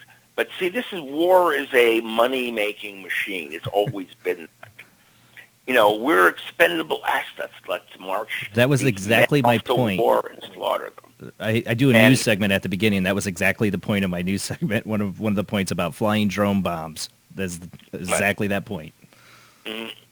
It's like today I ran across, I don't know how, some footage I've never seen before of a UFO flying, a Hannibal UFO, a flying saucer, in Germany, like in 1939. It didn't fly very long or very stably, but I'm going, look, first of all, can you prove that's real? Can you dissect the original image and do some enhancement on it? And one of the things that's been gotten a lot better is that as our technology's improved, we're able to look much deeper into this stuff than we ever imagined before. Deeper in ways that instruments that, I have available, really high-end instruments, were pipe dreams of people 40, 50, 60 years ago. Small thermal imaging systems, low-frequency spectrum analyzers, geomagnetometers, all this sort of stuff. Air ion counters are all portable and battery-powered, and they didn't exist when I first started working in this field. But the problem is this. If you don't know what they measure, how they measure, and what those measurements mean, it's irrelevant. Oh, yeah. There's no machine on Earth that's known of that can measure a ghost. If we don't know what it is, how can you measure it? Right. We don't know what they're made of or how they're interacting with us. We don't know any of that. However, if you have these instruments, such as a geomagnetometer, you have a geomagnetometer or a low-frequency spectrum analyzer measuring in the ultra-low frequency range. What's interesting is that they cannot normally pick up an average person's biomagnetic field is 1/1000th of a Gauss. It's so low, it's a joke. Right. Because you need a superconducting system to measure it. Well, they don't come in your hand yet. But however, around poltergeist agents, you can measure their body because their body's pumping out these extremely high magnetic fields. You're not measuring the ghost, you're measuring them. And it's their connection to the environment, what I call inductive resonance coupling, which is the final variable. You have the geomagnetic or electromagnetic hyper-environment, a person who's hypersensitive, a person who is seizure-prone or epileptic, and you have what they call inductive resonance coupling, that the frequency of the individual there is synchronized with that electromagnetic field. Boom, the DVD plays. Oh, look. But it may not stay on all the time. And that picture you saw that I enhanced from 2014 from the Cielo Drive case, the person taking the picture, Tara Mead, she saw the woman reacting in not a good way to the environment. And she fired off a picture. You didn't know. Well, she didn't see anything with her eyes, but the camera in that 1/1000th of a second captured something that was extraordinary. And I believe this is one of the few optical analog images that shows us what was happening to this woman's brain by being in this paramagnetic environment. She was having a mild seizure. And we captured that analog of it we were seeing it manifested visually, but an eye couldn't see it because an eye's too insensitive. It was like split second. Something. It had been like a microsecond, a lucky picture. And 1/10,000th of a second maybe, and our brain can't process images that rapidly for that short of a duration. So the question is, this is, the Cielo Drive house is a very, very unique environment and a very volatile one, and I still consider a biotoxic one. Right. That for people who are sensitive, you go into these paramagnetic environments. It may not affect some people, but it will affect others. Well, I thought that's what you did a great article on your blog, and it's barrytaff.com is the website. Mm-hmm. No, barrytaff.net. .net, sorry. barrytaff.net. Thank you. Sorry about that. I thought the article you did on this, and I think it was Cielo Drive Part 2, was it? Right. Where you analyze this photo and you talk about it. I'm showing it on the show right now. It's by Tara Mead. It is really incredible, the whole theory about how we interact, and even mentioning Zach Baggins. The Demon House, one of the most interesting things I thought in that documentary is when you took, I think it was the tri-field meter, and you registered the gauze, I don't remember how much was coming off of Zach, but you're like, that shouldn't be coming off a human person, and that's exactly he was the PK agent there. Right. He also made the claim afterward. I didn't know this until I saw the video, that something was pushing him to attack me. Yeah. I'm going like, I never knew that. Zach's an interesting guy, and he's put me on a couple of his shows, and it was nice of him to do that, and he paid me well for my time. And people ask, if I don't believe in what he's doing, why did I do his shows? Well, one, he didn't ask me to lie about my work or those cases. And two, he didn't put words in my mouth. But he did delete much of what I said. I wondered. Because, we showed when I was on what's it called, Aftershocks, on that show that was shot in Vegas, where he brought David Oman to the studio. He showed, or at least he was supposed to have shown, the footage that I enhanced, Tara Mead's picture that I enhanced. But he didn't, because he figured no one's going to understand it anyway, so he didn't show it. And I think that's the most interesting part of the whole case, is this picture. We got to go to commercial break, Barry. So we'll get more into that. And I want to get more into the cases and that too, and we will open up the phone lines. All right, guys, we got a short commercial break. I will open up the phone lines. Just remember when you call in, just hang in there till we come on you. We got a lot to talk about, and time goes by so fast. It already is. All right, guys, we'll be back after a short commercial break.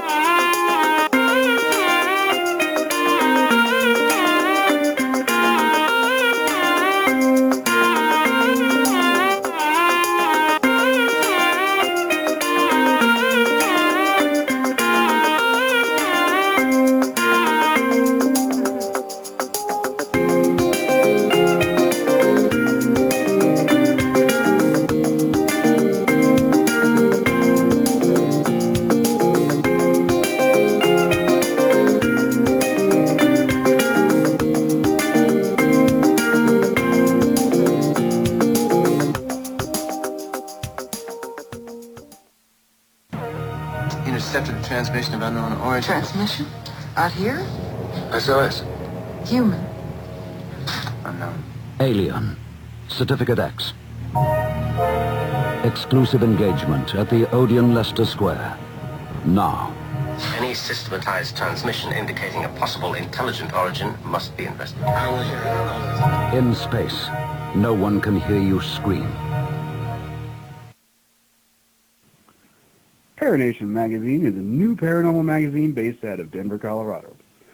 Our goal isn't just to give you the best paranormal content out there, but to promote paranormal unity. We're doing this by giving everyone an opportunity to tell their stories and to share their experiences. For more information, follow us on Facebook at Paranation Magazine and soon, paranationmag.com.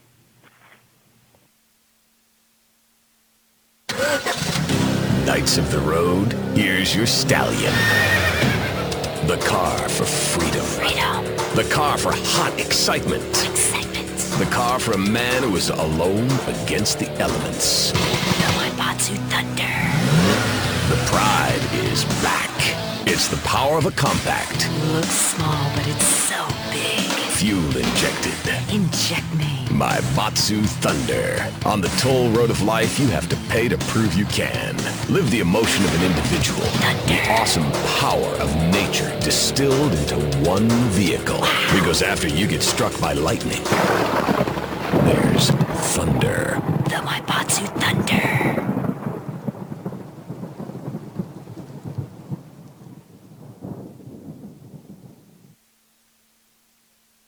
When Alex Gardner is asleep, he has an extraordinary gift. The government wants it, the scientists want it, but to keep it may cost him his life. It might be better if Alex didn't sleep at all, but he cannot resist entering the dreamscape. Can you? See Dreamscape in the West End and all over London now, Certificate 15. It takes an extraordinary adventurer to enter the dreamscape. This is an APAC studio presentation. Hey kids, tired of running away from home? Then getting lost and wrapping your big wheel around a cow? Then having no one to turn to other than that weirdo in the van with the dark tinted windows? Or his friend, your creepy Uncle John? Well, worry no more with new OnStar for Kids. Now you can run away in style with an OnStar for Kids kit installed in your big wheel, tricycle, or cute little smart car. Yes, just in time for Christmas, OnStar for Kids. So the next time you're on your way to Granny's house, or Weekend Dad's pathetic little bachelor pad, and you run over a homeless person in your toboggan, OnStar for Kids will clean up the mess, hide the hobo body, and get you there in time for nappies. This is OnStar. Do you need someone to kiss your boo-boo? This has been a presentation from Tim Morgan's APAC Studio. For more almost professional amateur comic studio content, visit the APAC YouTube channel. Search APAC 2002. That's APAC 2002 on YouTube. Edgar Allan Poe wrote spirits of the dead with a pen dipped in warm blood. you will see the ultimate in terror with this important all-star cast. Brigitte Bardot, Alain Delon, Jane Fonda, Terence Stamp, and Peter Fonda in Edgar Allan Poe's Spirits of the Dead. Only Poe's demented genius could bring to the screen such horror and evil. Spirits of the Dead stars Brigitte Bardot, Alain Delon, Jane Fonda, Terence Stamp, and Peter Fonda. Directed by three masters of the cinema, Federico Fellini, Louis Malle, and Roger Vadim. Spirits of the Dead is an adventure in terror beyond your wildest nightmares. Spirits of the Dead in color is rated R. You said before you were waiting for a sign. What sign are you waiting for? Gozer the Traveler. He will come in one of the pre-chosen forms. During the rectification of the Valdrani, the Traveler came as a large and moving torb. Then, during the third reconciliation of the last of the McKettrick supplicants, they chose a new form for him, that of a giant slore. Many Shubs and Zools knew what it was to be roasted in the depths of the slore that day, I can tell you.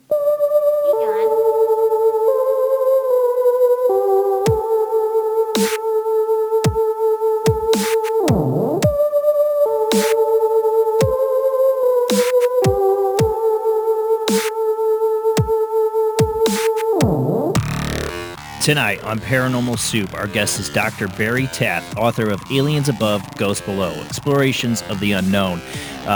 So much, I'm watching the clock go by, so it's just like, I'm trying to make time slow down because there's so much I want to get to talk about tonight, and I just know time goes by so fast when I have such an interesting guest as Dr. Barry Taff. You can call in tonight. Like I said, just wait until we call on you. We got two ways you can call in. There's 219-230-4444, or you can call in on Skype ID OOJBLANDOO, or that's OOJBlandOO. Call in. Just wait till we call on you. We might be talking about some stuff, so just hang in there till we call on you, because we got a lot of interesting stuff to get to. And I got to say, we haven't even got to some of the most prolific cases, like the Entity case or the San Pedro case, so I want to get into that tonight as well, because there's so many questions I have for him. I'm not going to get to even a quarter of them tonight, but let's go ahead and get back to our guest.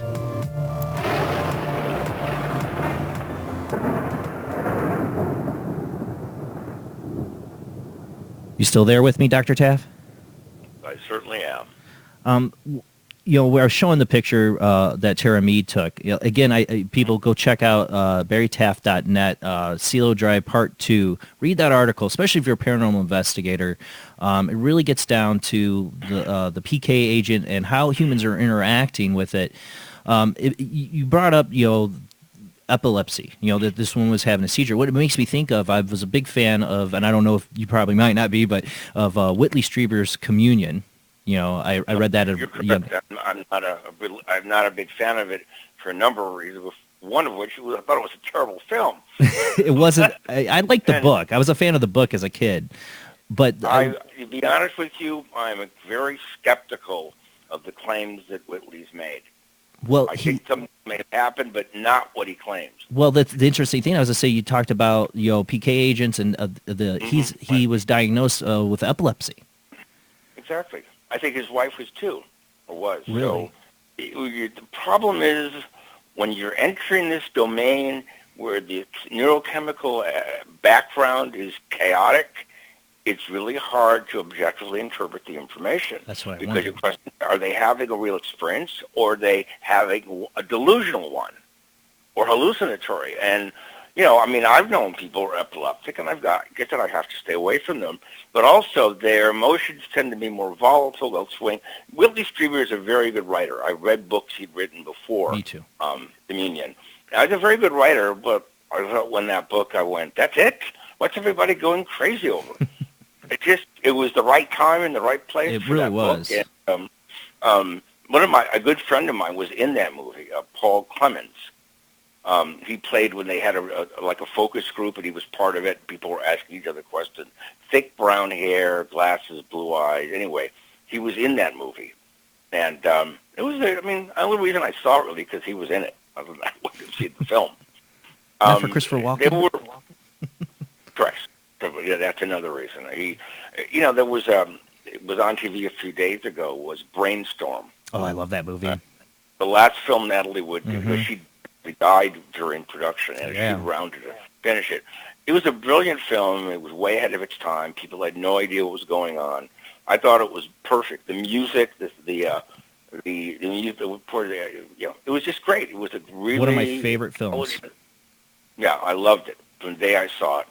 And you were talking just before you came back online here about cases, about the entity case. Okay, people should understand that if they read my book and they read the article on my website, a couple articles, you'll see that my interpretation of the results of the entity case was not one where a woman was being sexually attacked by discarnate intelligence. I believe there was paranormal phenomena, but I believe it was the result of a psychokinetic manifestation of her troubled psyche.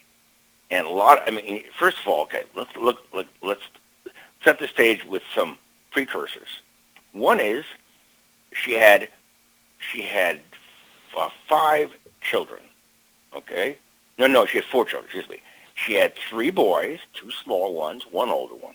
She had a little baby girl we never met, which for her sake was certainly good. And we first met her on August 22nd of 1974 in her house on Braddock Drive in Culver City. Now, as to whether it's still affected, I don't know. We haven't been back there. We just can't go up to the door and knock. Right. Oh, by the way, is your house haunted? But from what I read, a friend of mine, Javier Ortega, who's kind of vanished on me. He moved to New York. I don't know what happened to him. But he interviewed one of Doris Beither's sons. And she claimed that there were things happening long before they moved to Culver City, when they were living in Santa Monica. Which would make sense. Yeah. Okay. Now, she claimed that there were 3 male entities that attacked her. 2 would hold, the smaller ones would hold her down. The 3rd, bigger one, would rape her repeatedly. Right. Now, we can't prove or disprove that because we weren't there when it occurred. That was before we even met her. We met her as one of the few accurately depicted things in the movie. We met her in Hunter's Books in Westwood. My colleague, Carrie Gaynor, was there with a friend, and they were talking about our work, and Doris and her friend was on the next aisle and heard, my house was haunted. So we got her name and number. We went down to see her the next week. Really hot August night, and humid as hell in her place. Really terrible. And no air conditioning. And the first thing she tells us repeatedly that she'd been repeatedly raped by a ghost. I went, oh, God. 2 hold the smaller ones, and bigger one hold. 2 smaller ones held her down. The bigger one raped her. That's a situation like with her boys. It was a strange 3 boys, 3 ghosts. A psychosexual situation there. She was drunk a lot, we found out. Drugs, I don't know about, but she drank a lot. Right. Whether that did or did not contribute to the phenomena, we don't know. But when she told us this, I said we packed up our belongings and we left. So, the woman sounded like she needed psychiatric intervention, not parapsychological intervention. So we left. We thanked her for her time, and that was it. We told her to call some people at UCLA. I don't know if she ever did. She probably didn't. About 10 days later, she called us, said a friend of hers had seen it, neighbor had seen something. We go back there, and we're in the kitchen, and all of a sudden the lower cupboard door flies open, and an iron skillet flies out, taking a parabolic course across the kitchen. Wow. So we checked to see if there were kids down there, or animals, or springs, or wires. Nope. And then things started to escalate. We began seeing these strange pops of light, what I called corpuscular masses of light that looked like lava lamps, in what used to be in lava lamps. Mm-hmm. They were always lime green for some reason. God only knows That's so why. interesting to me. Maybe it's just the amount of energy being pumped into ionize a part of the atmosphere. Maybe that's the energy. I don't know. Because in my book, I discussed the various elements that would emit green light if ionized. Real quick, Barry, My background, if you see the show, I had this like green, like lava lamp thing flowing through. The reason being is when I was 4 or 5 years old, me and my cousin saw a green floating head, and surrounding it was this line like green light. Just like when I read this in your book, I'm like, that just brings back that memory of that green floating head and what I saw. Yeah. Yeah, it's the green. Now we saw the green light zipping around, and it got to the point to where we couldn't tell where the lights were coming from or going to. Or their speed. We had no reference. So we sealed off our bedroom. We put black poster boards covering the walls and the ceiling, and every board had a number on it. Every board had a magnetic orientation on it. We'd say north, south, east, west, and how many degrees off north it was, and we could tell, get a grid. Sort of like a checkerboard, but in 3 dimensions. And so light showed up. Most of what we saw was not photogenic. Most of what we photographed we never saw, which makes no sense at all. But at one point, these lights coalesced to the corner of the bedroom. This is over weeks of time. It didn't happen all at once.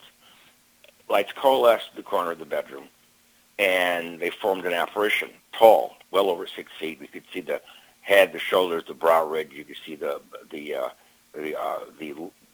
deeply set orbits of the eyes. You could see the cheekbones, the jaw, the pectorals, and then it seemed to go down to about the waist, and it just diffused into nothing. Wow. And it was an animated image. It wasn't fixed. And then, like, it was looking at us, and then pop, like a light going off.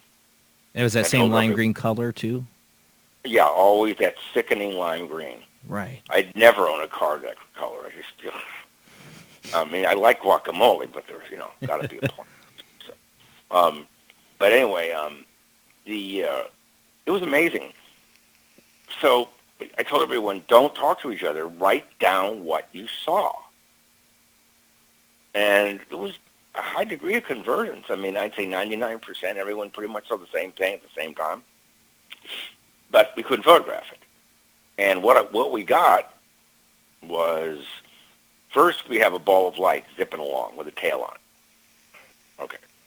Then, I don't know if this is the same night, it might have been some weeks later, you see Doris is on this little bed, and there's an arc of light framing her. And what's so impressive about this is that right behind her, the walls meet at a 90-degree angle. If this light was projected onto the wall, which it was not, but if it was, right, the light would be bent in accordance with the wall. But it's not. It's in free space. It's floating in the air. We never saw this. Now, there's another shot where you see there's inverted arcs.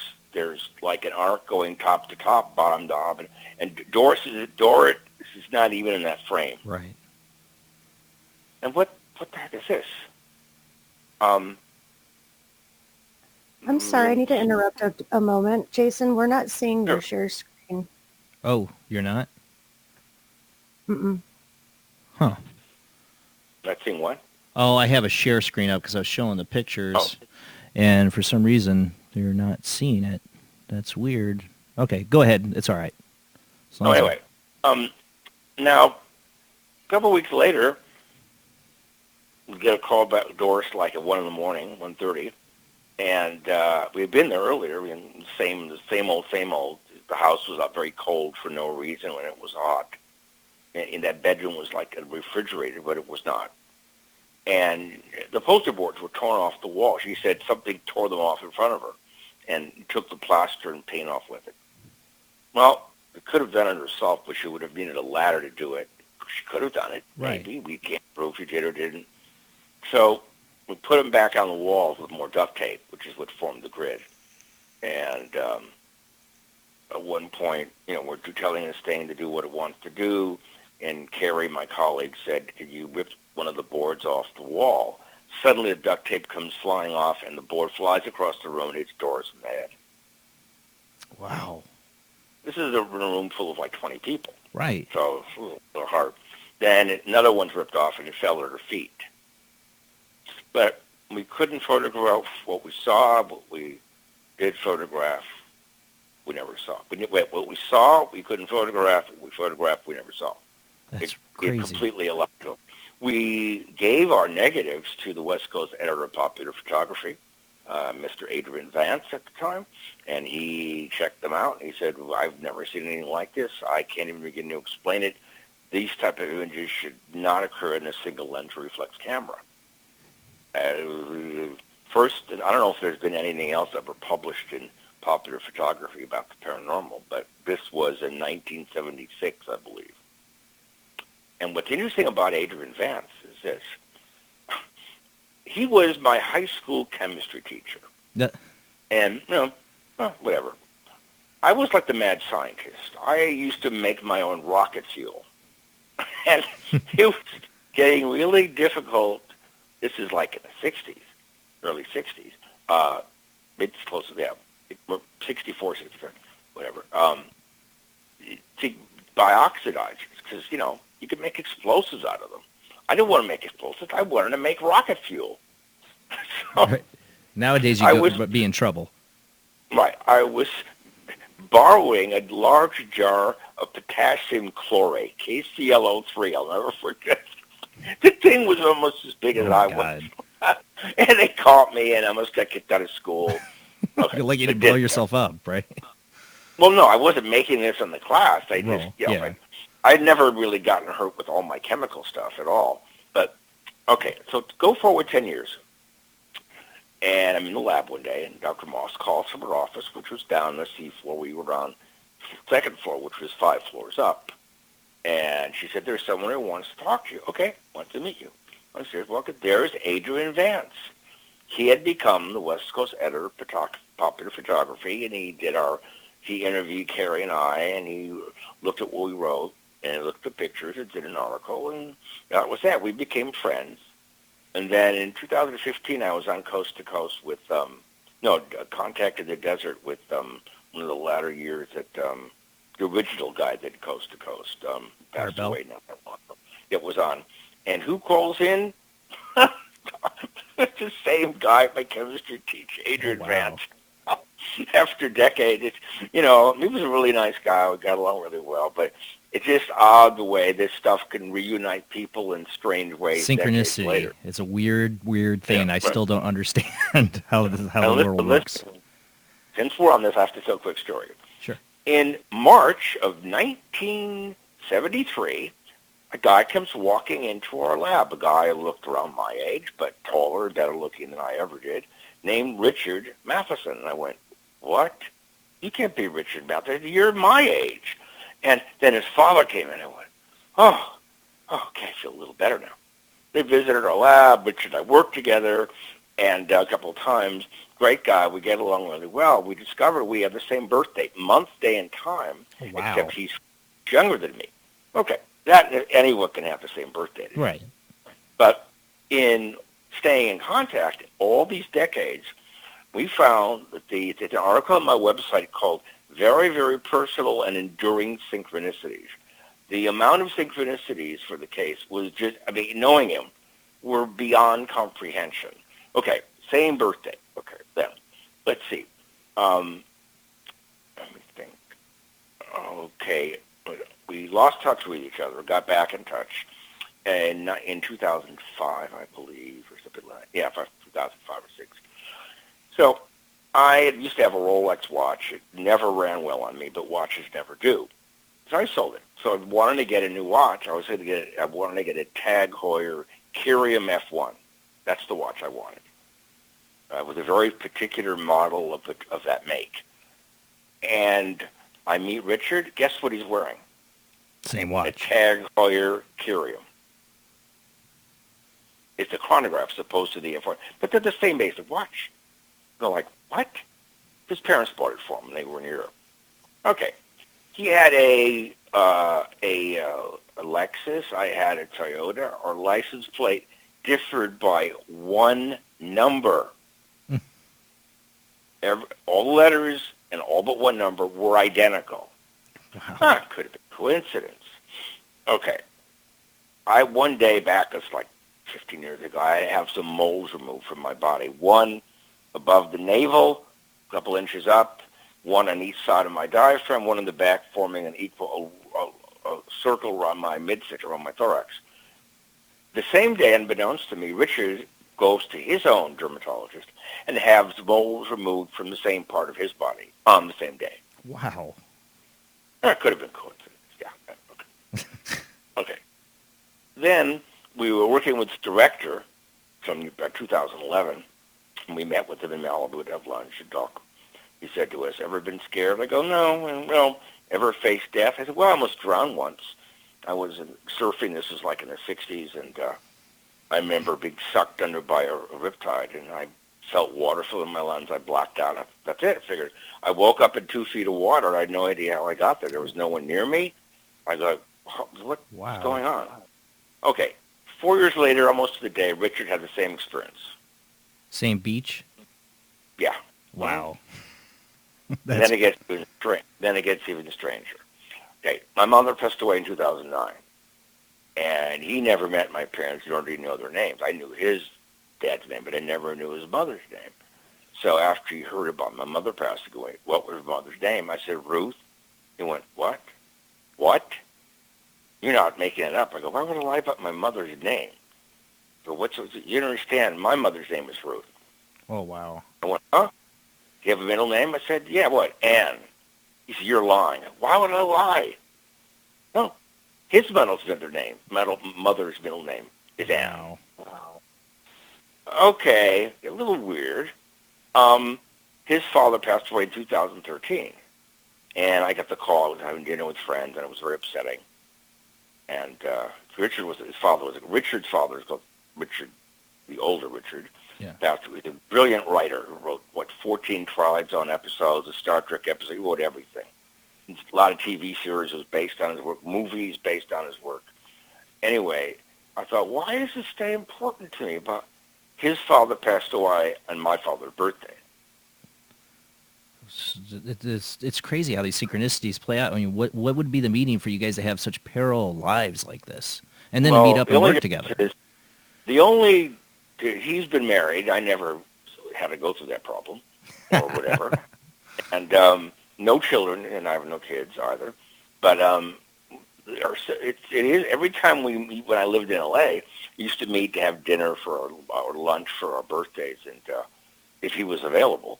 And whenever I shook his hand, I expected to be a pop of light. We both disappeared. Right? temporal problem or something. Matter and antimatter. See, he got the height, he got the looks, he got the hair. He's really tall, about 6 feet, I guess. I'm not, and he much more hair than I ever had.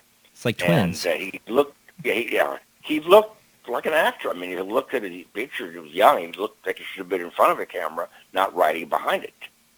You know. But anyway,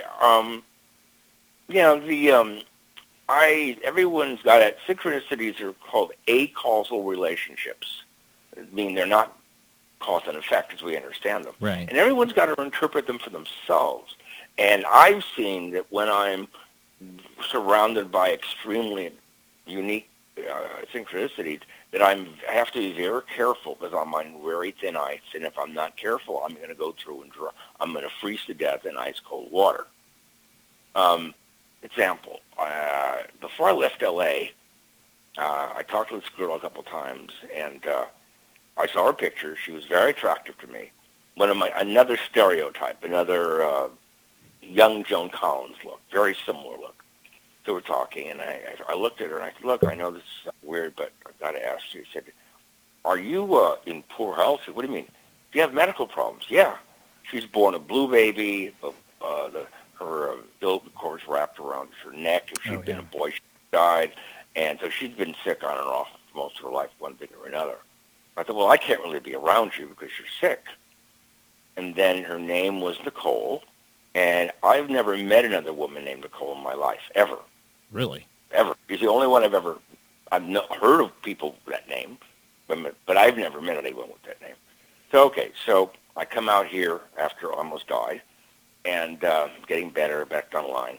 So we reconnected last year, And suddenly, all these Nicoles were popping up around me, not relationship-wise, but I had to go to a specific ophthalmologic surgeon in L.A. to have several surgeries on my eyes, which are going crazy on me. And first name was Nicole. Her office manager, his name was Nicole.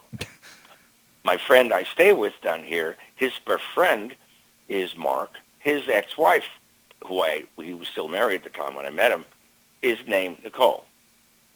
I go, wait. And then a woman calls me from Vegas about some kind of program, and her name's Nicole. I go, well, then another one. I go, wait. It's like 7 Nicoles? This is not good. And I'm going, okay, well, something's telling me to don't get involved with this woman. So it's a warning signal. Well, everyone's got to interpret these events for themselves. Right. And I never met this woman, Nicole, the one that I spoke to. But, she's had a really poor health, and she's almost half my age, which in itself is problematic. But for me, not for her. But no, I take very closely. I believe in these things because I've seen patterns appear, and if we can't print things in a lab to investigate them scientifically, we've got to collect data over a very long period of time and to see if there are longitudinal patterns in the data, and there usually is.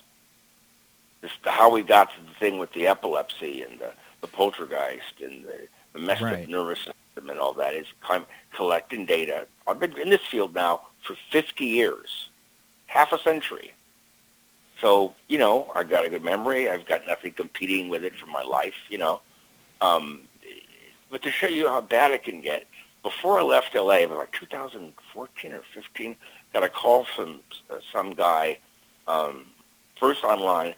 They were setting up an alleged parapsychology lab or department at a university. Okay, they wanted me to be involved. Okay, so... That'd be great. Well, until he bothered to realize that I've been writing a lot about UFOs. And what's the problem? Well, we're funded by the DoD and these aerospace companies. We can't get it. And I go, didn't you look at the title of my book? He goes, what book? Oh, geez. What are you, blind? I looked up. Then I read part of what they want to do. Realized it was disinformation. They're setting up a program to disinform the public about the events, not inform them. Like basically to discount all the work you did when you were with UCLA? Well, no, not about me. It's use a parapsychologist who's scientifically established to help discredit not his work but the entire field. So it's kind of a setup.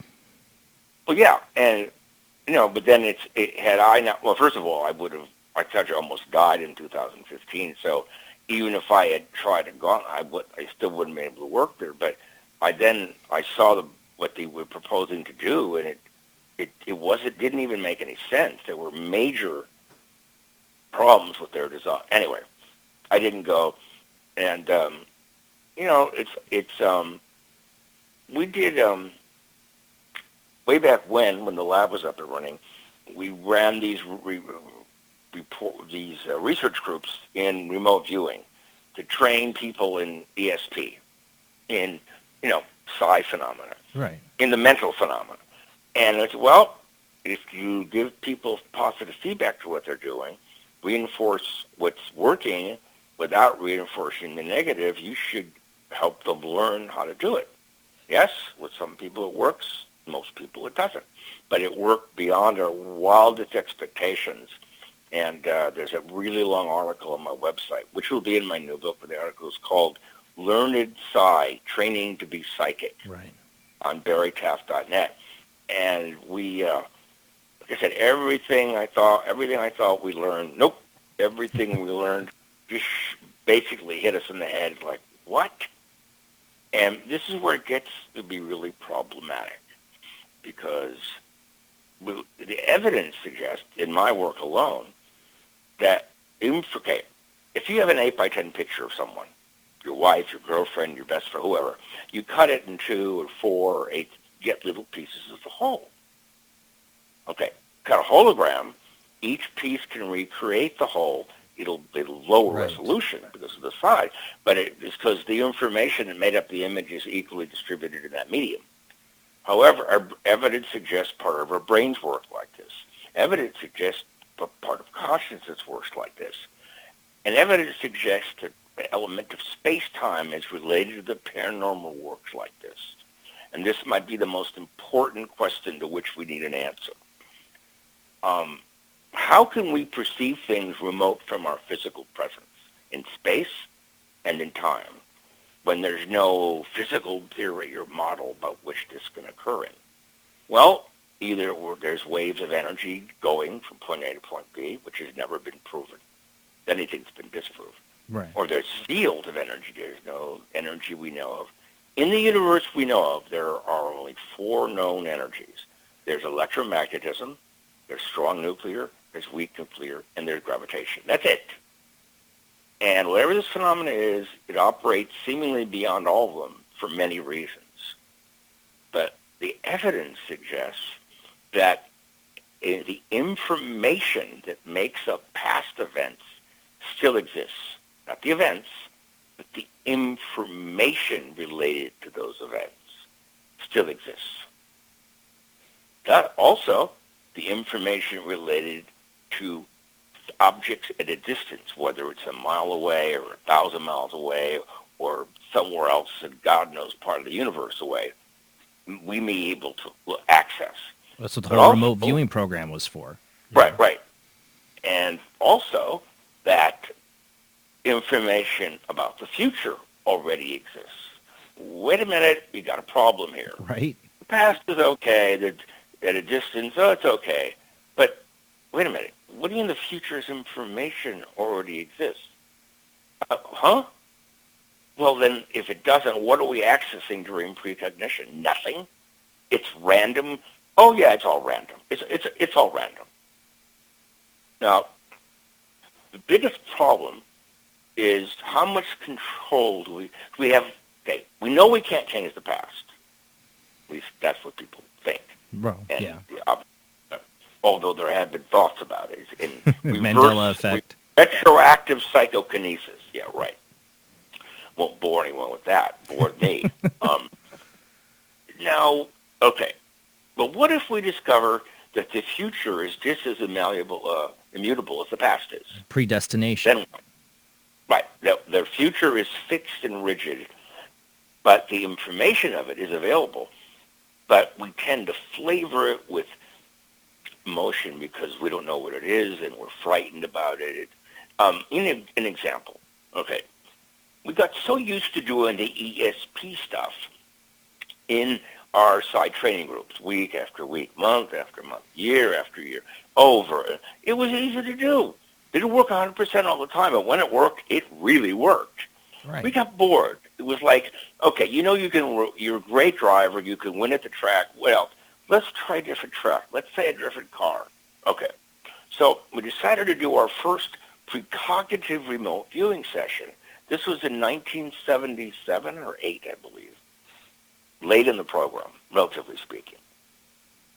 Or actually midway.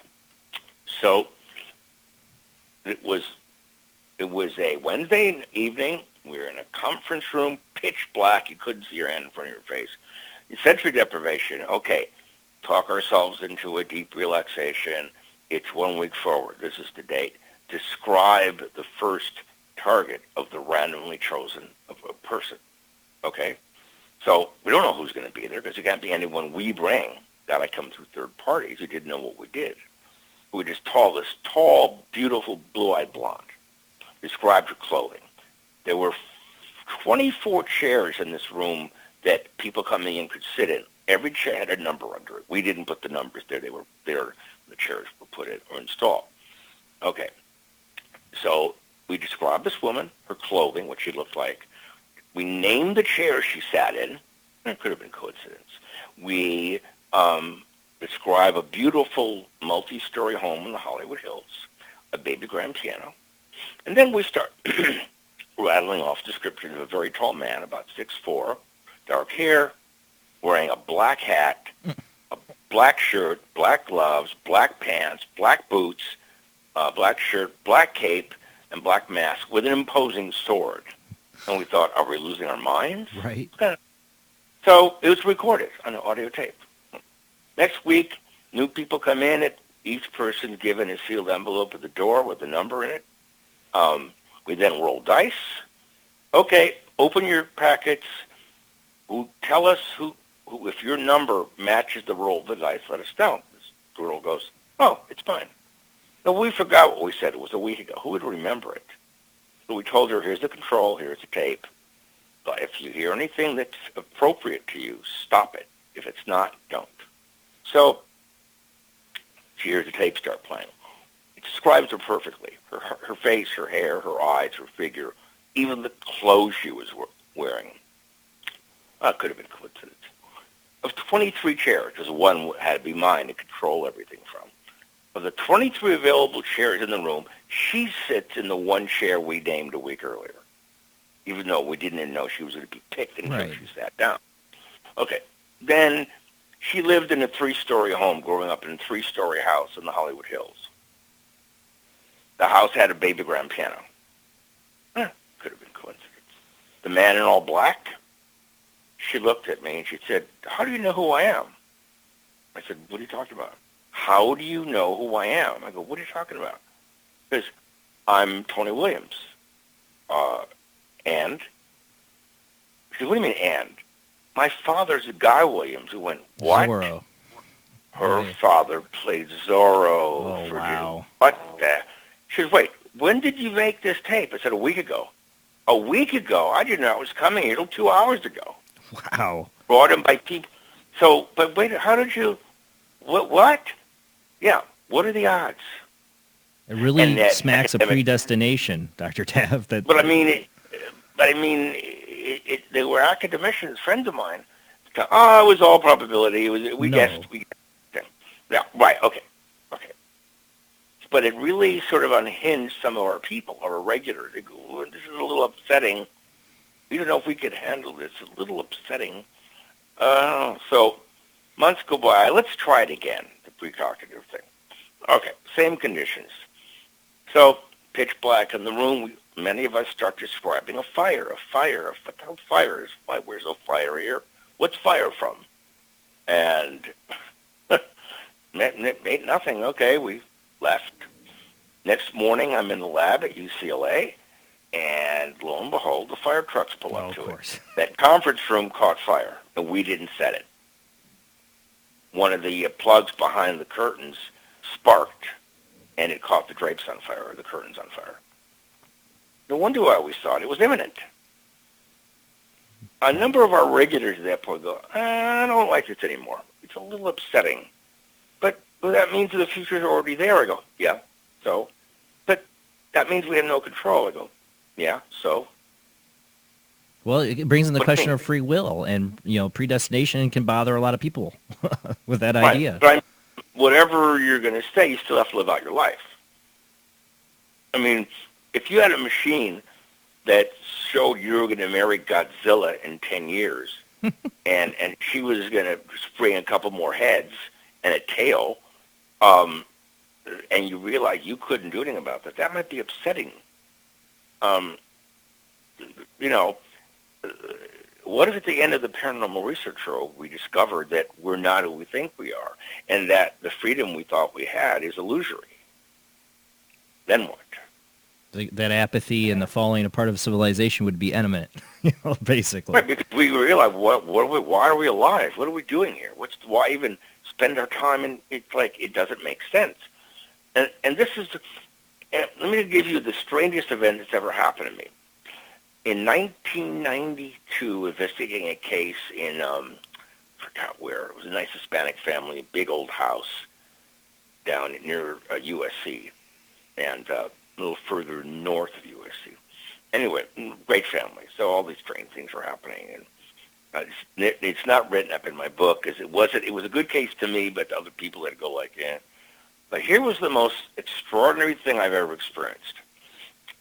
Some of us are standing in a living room of the house, Others of us are standing in the dining room near a very heavy marble table that would take 8 people to move. The dining room that has that table starts to violently shake, but the living room, which is attached to the dining room, does not move.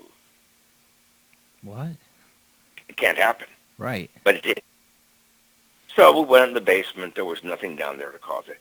Wait, how could this thing be shaking and the table be bouncing around, and yet we're not moving here? What? I don't know. That's this impossible. Well, right, as far as we know. Right. Exactly. But is it any more impossible saying you can actually describe a person and their living details a week before they were even known to exist? True.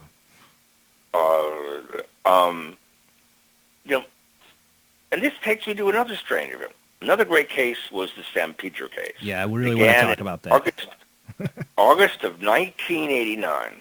Very hot again down in San Pedro.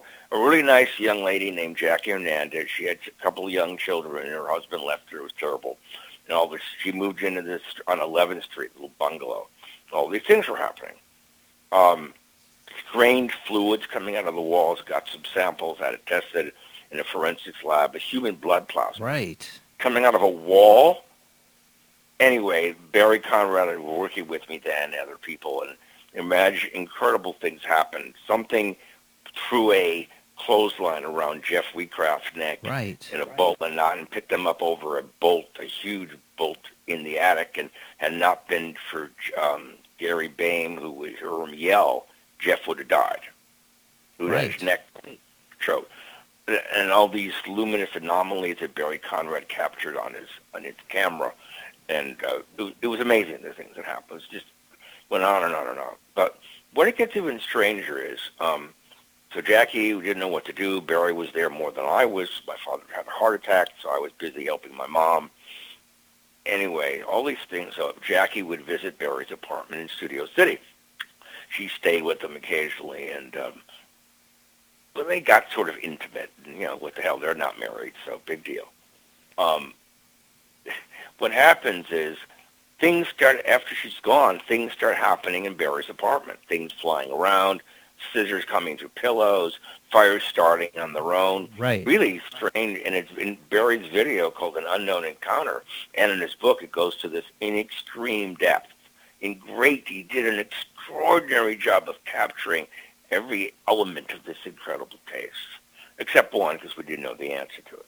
Now we do. The phenomena kept breaking out around Barry after Jackie was there and left. I remember this. Now we know, but now it gets, why was psychokinetic events happening at Barry's apartment after Jackie left? What I didn't know until several years ago was that Barry, while Jackie was there, other girls would come by, he would throw Jackie out, and another girl would take her place. Oh, boy. And he would rotate them. And she was getting really upset, obviously. Wow. Hey, you're using me, you're trying to help me, but you're using me, and blah, blah, blah. You want me to cook and shop? What kind of crap is this? And so we were seeing the psychokinetic manifestation of Jackie's anger. Yes.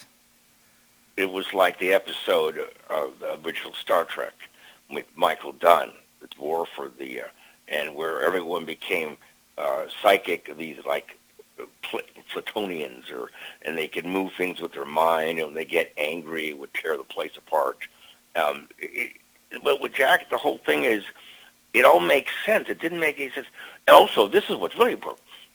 When we first went there in '89, Jackie took one look at Barry and thought, oh, wow, it looks like a young Elvis, and black hair and blue eyes, tall, good physique, and he's nice looking, and oh, whoa, she liked him. She didn't like Jeff Wheatcraft, because Jeff Wheatcraft to her was an impediment to growing closer to Barry, because Jeff was always there. Right. He almost got killed. Who does the phenomena keep attacking? Jeff. What a coincidence. Right. So we were doing a show after Jackie moved away and then moved back in another place Jackie was living in, and things were happening there. And interviewing her. I forgot the name of the show. Some female producer was there, and I try to explain this to the producer. So during that, she gets back. She says to me, "So it means so Jackie tells the ghost what to do, and the ghost does it." I go, "There's no ghost. Right. So it's Jackie's psychokinetic ability." What? Now this gets even weirder though. Not only was it prior to living on 11th Street in that little bungalow, Jackie never had a paranormal experience in her life. Right. Zero. Zilch. Nothing. Okay, as far as we know. She moves in there, things start happening pretty quickly. She's distressed, she's upset, she doesn't know which way to turn, you got to take care of your kids by herself. It's horrible for anyone, let alone for stress. Jackie. Right, extreme. Now, and so finally Jackie moves up to Weldon, California. The phenomena follows her. Barry and Jeff go up there. I couldn't go because my dad was still sick. My mom needed me. I stayed in L.A. Things start happening up in Weldon with Barry, Jeff, and Jackie. Really amazing stuff. Meanwhile, new people who come to visit Jackie's old home, they start having phenomena happen to them there. So what does that mean then? Well, the only analogy here would be, let's say you're healthy, you're okay, you're fine. You got to visit a friend's house. Their kids are sick. So you go there, no problem. You don't stay there for like an hour or so. Hey, I didn't get near the kids, didn't touch them, but he didn't sneeze on me. You go home, you get sick, you give it to your family. We know it's a vector pathogen. Well, the same thing may be going on here, but it's not a biologic. It's energy. But if you're susceptible to this, the energy modifies you in some way. You pump up the environment, and it feeds. You feed, in figuratively speaking, it bounces back and forth and reinforces, push, give, push, back and forth, and then you carry it from its original location, and it bleeds off another location. But so other people, news crews visited Jackie's place, and they went in the place with cameras. Their equipment died. They came back out, came back on. This is after she's left. Yes. And then more people moved in there. We talked to the owner, a really nice man named Jesse, and renters, not owners. Right. They went in there, and things started happening to them. And they do nothing about the Jackie's because nothing had been published yet. No video yet. Mm. So this tells us we're dealing with something that is biologic. Parasitic. But, no, that's not biological. It's biological-like. Right. But it's energy. And if you're susceptible to it, it will alter you in a way we don't yet understand. If you're susceptible to it. Right. And that's the bottom line. Most people could live out 1,000 lifetimes and never run across anything like this. Others, they keep running into it over and over and over again because they're susceptible to it. Some people travel the world, they visit a haunted location. Nothing happened. They're there. They see a video. Oh, isn't it great? And they go, other people go there, and all hell breaks loose. Right. Because I've seen this. They're acting as what I call in my book a biological operational amplifier, waveguide, and focal plane. Their presence is taking what's there and re-amplifying it, and their brain is acting as a laser in a DVD player. Like the picture you took at the CeeLo Drive house, that interaction. Their brain is animating this. Right. If they're susceptible. There's all these precursors that must exist.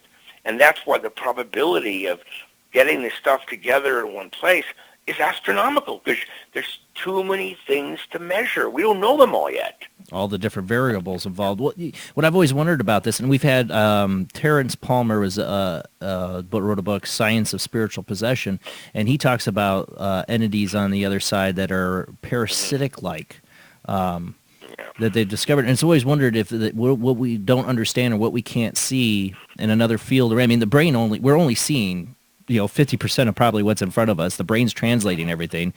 Who knows what we can't see? I think about a few different Star Trek episodes of energetic, parasitic-like entities that could be feeding off of certain people that are giving off the right kind of energy. Well, the problem is, the whole point of this is, it's simple, that without us, Nothing happens. You know the old adage, when a tree falls in the forest. No, I'm saying, yeah, if the tree falls in the forest, there's no one there to hear it. Does it make a sound? Right.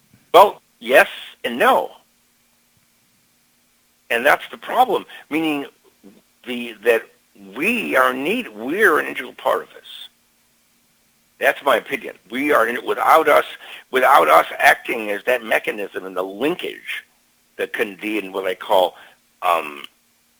implicate order by design. It's another article on my website.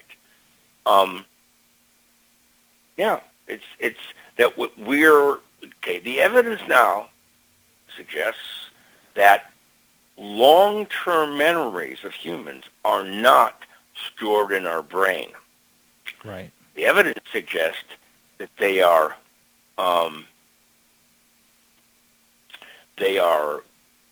stored in a power field external to us, and that the mechanism by which we recall information may be in and of itself paranormal. Outside us, basically. Which means that the way we exist day to day is in some way linked to the paranormal. Right. And this makes like, what? Huh? If the way we recall information isn't itself paranormal, we're accessing remote information that we're this inductive resonance coupling. Yeah. Okay. Had I not gotten sick at David Ullman's house so much, I was bringing a specialist, an MD, and a physicist who would measure the effects on people with very sophisticated instrumentation. But the only way I could have kept going to David Ullman's house would be to build an astronaut suit make out of new metal. There were now one infinitesimal bit of magnetic energy get it into. You have to have it cooled, and it'd cost $1 million. Here's Barry Taff going into this house with the astronaut suit on. No, at this house. Only other places have made the Hollymont was another great case. Yeah. And there, and Hollymont is another article on my website. It'll be in my new book, but the article is called Hollymont Haunting As Good As It Gets.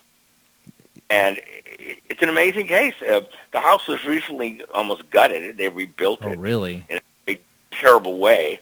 But I don't know who's living in it. But we were there in 1976, got to live in the house for about 10 days to 2 weeks, and it's on my website. It's amazing what happened. Objects catching spontaneous combustion, objects being thrown at people, objects appearing and disappearing. You were attacked, too, weren't you? I mean, if I remember, this is from the book. Weren't you attacked in this house by a person, though? But it was paranormal in essence? No, that was 1970 in Hyde Park. Oh, okay. Sorry. Mixing up the stuff I read. But I'll tell you something. In Hyde Park now, I know it's Inglewood, actually. I'd be more frightened of flying lead than I would of ghosts. No, the Hollymont case, we didn't know it way back when in the 70s, but the house sits almost directly on top of the intersection of two active earthquake faults. Oh, yeah. And also, there's a shallow river under the house. Well, there you have energy. Flowing water produces a magnetic field. Right. And earthquake faults, piezoelectric activity. So there's energy. And the man that lived to the east of that house, the next house over, you're facing the hill, he was renovating a house for his own back in the 70s. He was leaning against a shelf that was built into the wall, like a bookcase, and it cantilevered in. It flipped inwards, and he went down the steps, and there was a tunnel, underground tunnel, connecting homes on the hill from Prohibition era. And he found a makeshift gravesite with a tombstone read Regina, 1922, I believe, which was before they built that house. Right. And you're not allowed to bury people under your home. I suspect she might have died by not the most legal method. Right. And so there have been so many quakes up there, movement, and the water, a lot of water erosion in the original house. That's why it was gutted. Everything was failing. The power was failing. was no air conditioning. It's a beautiful house. It's a really dangerous area to live in because a lot of crime, drug trafficking up there. Okay, it's on, I'll give the address of 6221 Hollymont. That's Holly, new word, Mont, Drive. If you get to the intersection of, Argyle and Franklin in Hollywood, and you go north on Argyle, it dead ends, and there the street wraps around the hill, and there's Hollymont. And we did talk. We were there last in 2008, and a little bit happened while we were there, but nothing like the 70s. Of course, a lot older, which may have a lot to do with it. And put my Pelican case down on the couch, and we're getting ready to leave. I'm packing it up, and I pick the case up, make it stand vertical rather than laying flat. And something had cut into the bottom of the case. The Pelican cases are really hard. Yeah. They're very robust. It wasn't just scratches. It looked like someone took a hammer and chisel and carved into the bottom, which was not there when we arrived there. Right. It was lazy R. Oh, like Regina. You got it. Well, I don't know. Couldn't prove it. Can't disprove it. But the guy sold the house. Who was the owner? Sold it. Been renovated because it was in really bad condition. We were supposed to go there actually. Zach Baggins wanted to go there for a show. I bet. But the owners played games with us, and I said, forget it. They actually already flipped the house. It was all a bunch of BS. And the minute I see that behavior, I walk away. But the whole hill, met a woman from UCLA who was in the media program, and she interviewed me. It's online about haunted UCLA. And this is before I left Los Angeles. And she said they were up there filming about 10 years earlier. And her boyfriend, flames belched out from his jacket, on his arms and neck. And he started screaming and tried to call him, and he never picked up because he didn't want to be linked to that girl. Now, I don't know if she's crazy, but that location is so volatile. Who knows what's going on there? Well, we got to go. Let's see, we got to go to commercial break here, our last commercial break, because I want to get back into that because that kind of case it kind of speaks to a disincarnate spirit, like an intelligent spirit. If it's carving an R into your case, I know you probably don't subscribe to that, but that's what a lot of people's minds will go to when you say something like that. So we can get into a little bit more of that when we come back from the commercial break. And guys, you can call in on the phone lines 219-230-4444. They've got a half an hour left, and also Skype ID OOJBland00. If you got any questions for our guests, I'm sure somebody out there I know has got to have a really good question. All right, we'll be back after this short commercial break.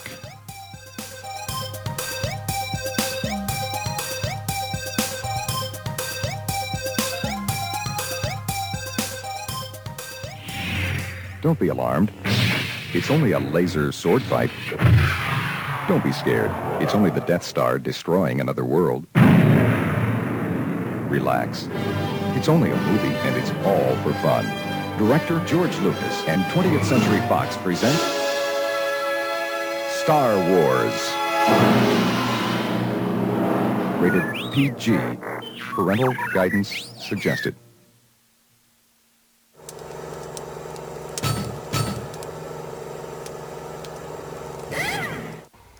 Bank. We're with you every step of the way. We sell your dreams. We're not a soulless, monolithic institution. We are, but we use nostalgic imagery. It's walking into your dream home. You can't really afford it. We'll lend you the money anyway. It's kids graduating from college. With pointless degrees riddled with debt. It's happy picnics on the beach. There's sewage in the water. Family portraits with everyone dressed the same. You look like twats. Canoeing in the lake. By the power station. Catching fireflies in a jar. And watching them die. Cheering at high school football games. The kids are giving each other brain damage. These are the things our lives are made of. Interest rates only 33.4%. Bank. We're the American bank that truly, more or less, cares. About profits.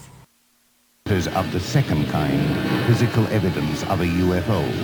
Close Encounters of the Third Kind, Contact. From Steven Spielberg, the director of Jaws, comes one of the most ambitious and unusual films ever made. And what you will see has never been seen before. It's a cosmic mystery crossing what many scientists believe will be the next threshold of human experience. It is called Close Encounters of the Third Kind. It begins in an Indiana town and leads to one inescapable conclusion. We are not alone.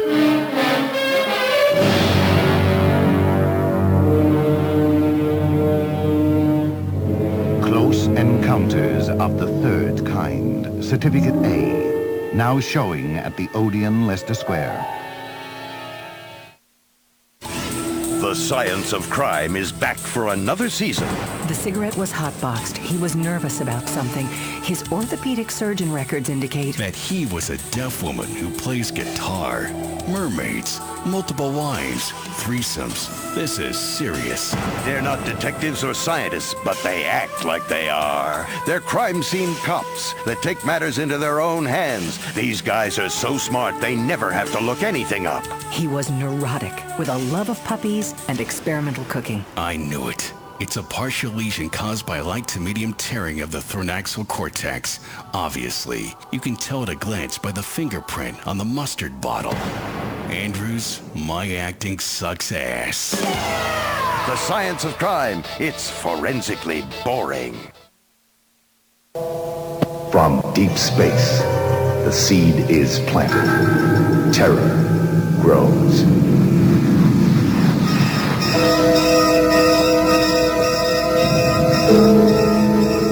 Invasion of the Body Snatchers. Certificate X. Now showing London Pavilion, Classic Oxford Street.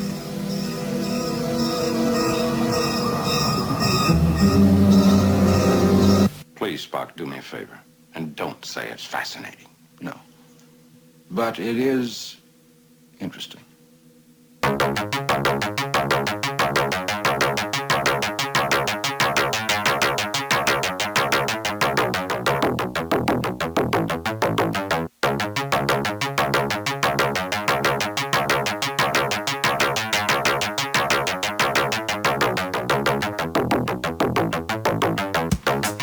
Tonight on Paranormal Soup, we've been talking to Dr. Barry Taff, author of Aliens Above, Ghosts Below, Explorations of the Unknown.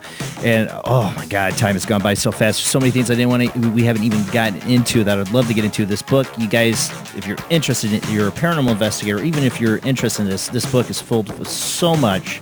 It's an epitome of what everything we talk about on this show, Paranormal Soup.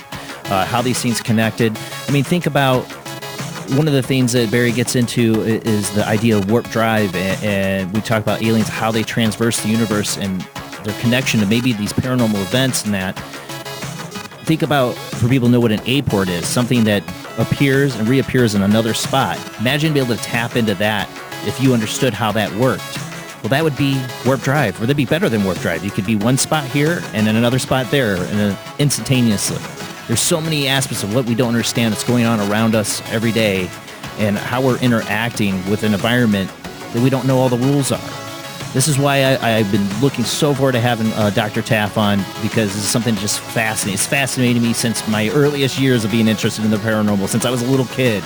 So I'm like a kid in Disneyland right now with having him as a guest. But you can call in if you have your questions about what we've been talking about tonight at 219-230-4444 or Skype ID 00JBland00. Call in. I haven't had callers tonight. Maybe it's because everybody's so in tuned into this conversation. But please call in, ask us a question. But let's go ahead and get back to our guests.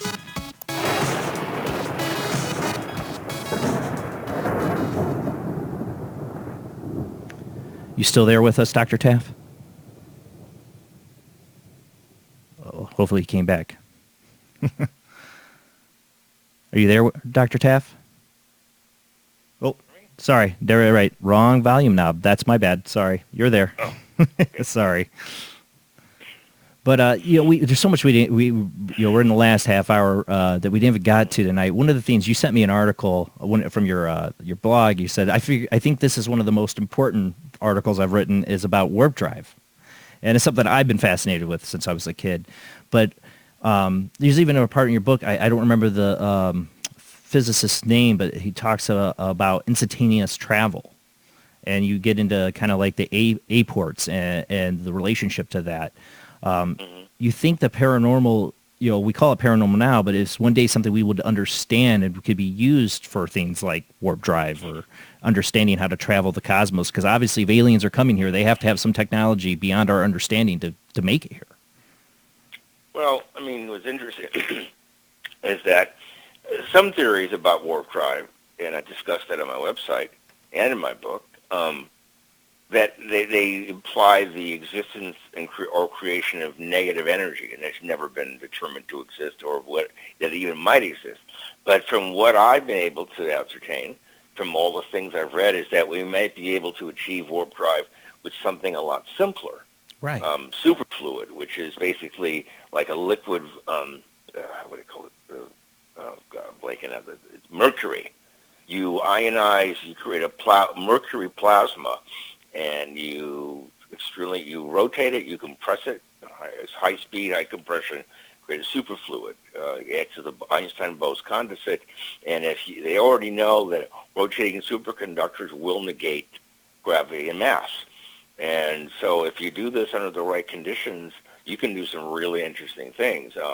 The Lockheed Martin developed something called the TR-3B, the Astara or Astra, something like that, and it runs on what's called a magnetic disruptor engine. This is like the triangle-shaped UFO everybody sees. Right. And, some UFOs are ours, some aren't.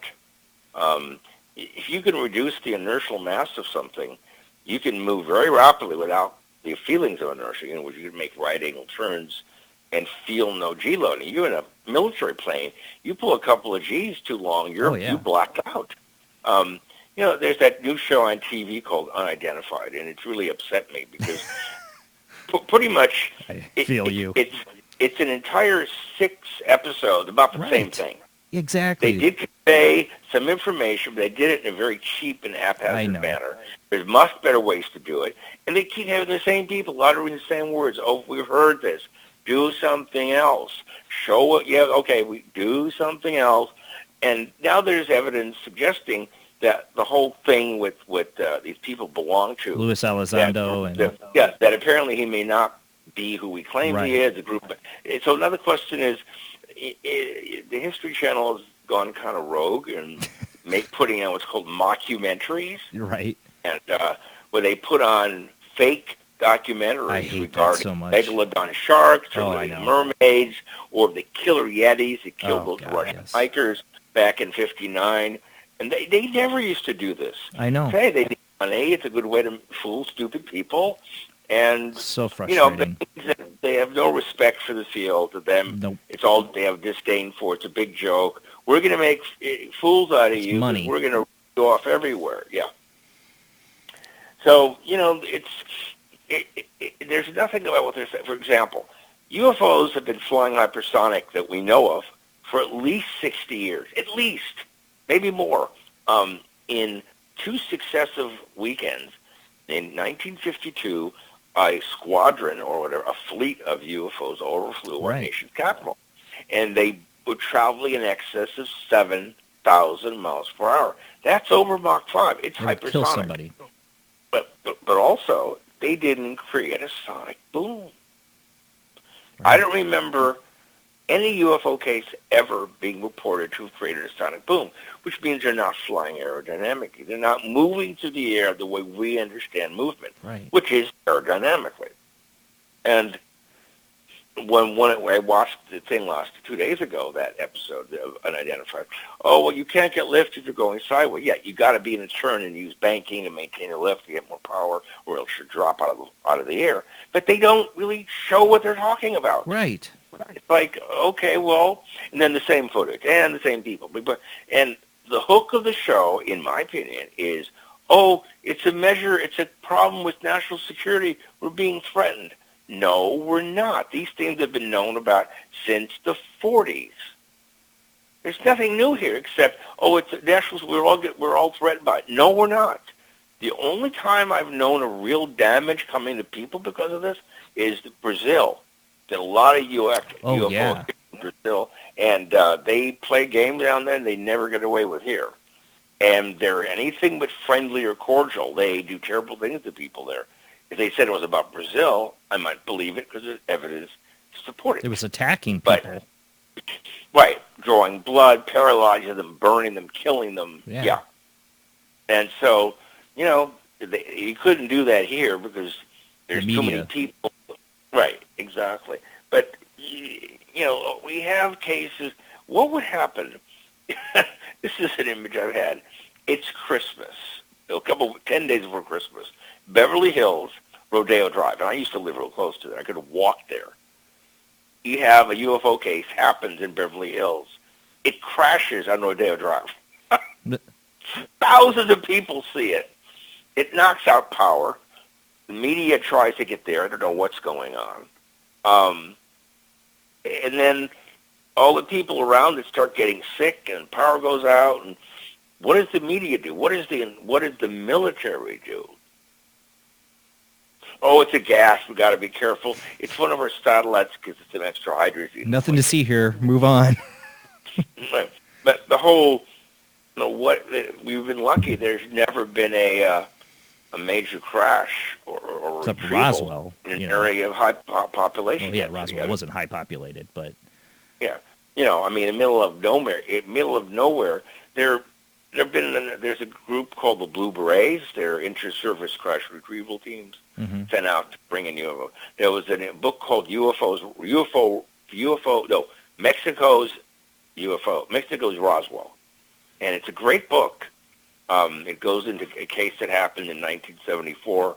The NORAD had tracked UFO jumping down from very high orbit very rapidly, very erratic flight in and out of Mexico and Texas, in and out. It went back into Mexico. It crashed into a small civilian aircraft. They both crashed, hit the ground. We asked Mexico if they wanted our help. They said no. Well, guess what? We went anyway. Yeah, you don't want our help, you're going to get it. Mexico sent a team, and apparently they got their first, they're in the area, and apparently when they got near the thing, they all dropped dead. Oh, wow. And the word goes that when we went down there, we saw these dead Mexican soldiers. Right. We put them together with the remnants of the plane that crashed into the UFO, and we nuked it because they don't know what was wrong. Everybody was dying. Supposedly, the book talked about a suitcase nuke, which they used to have, I should say.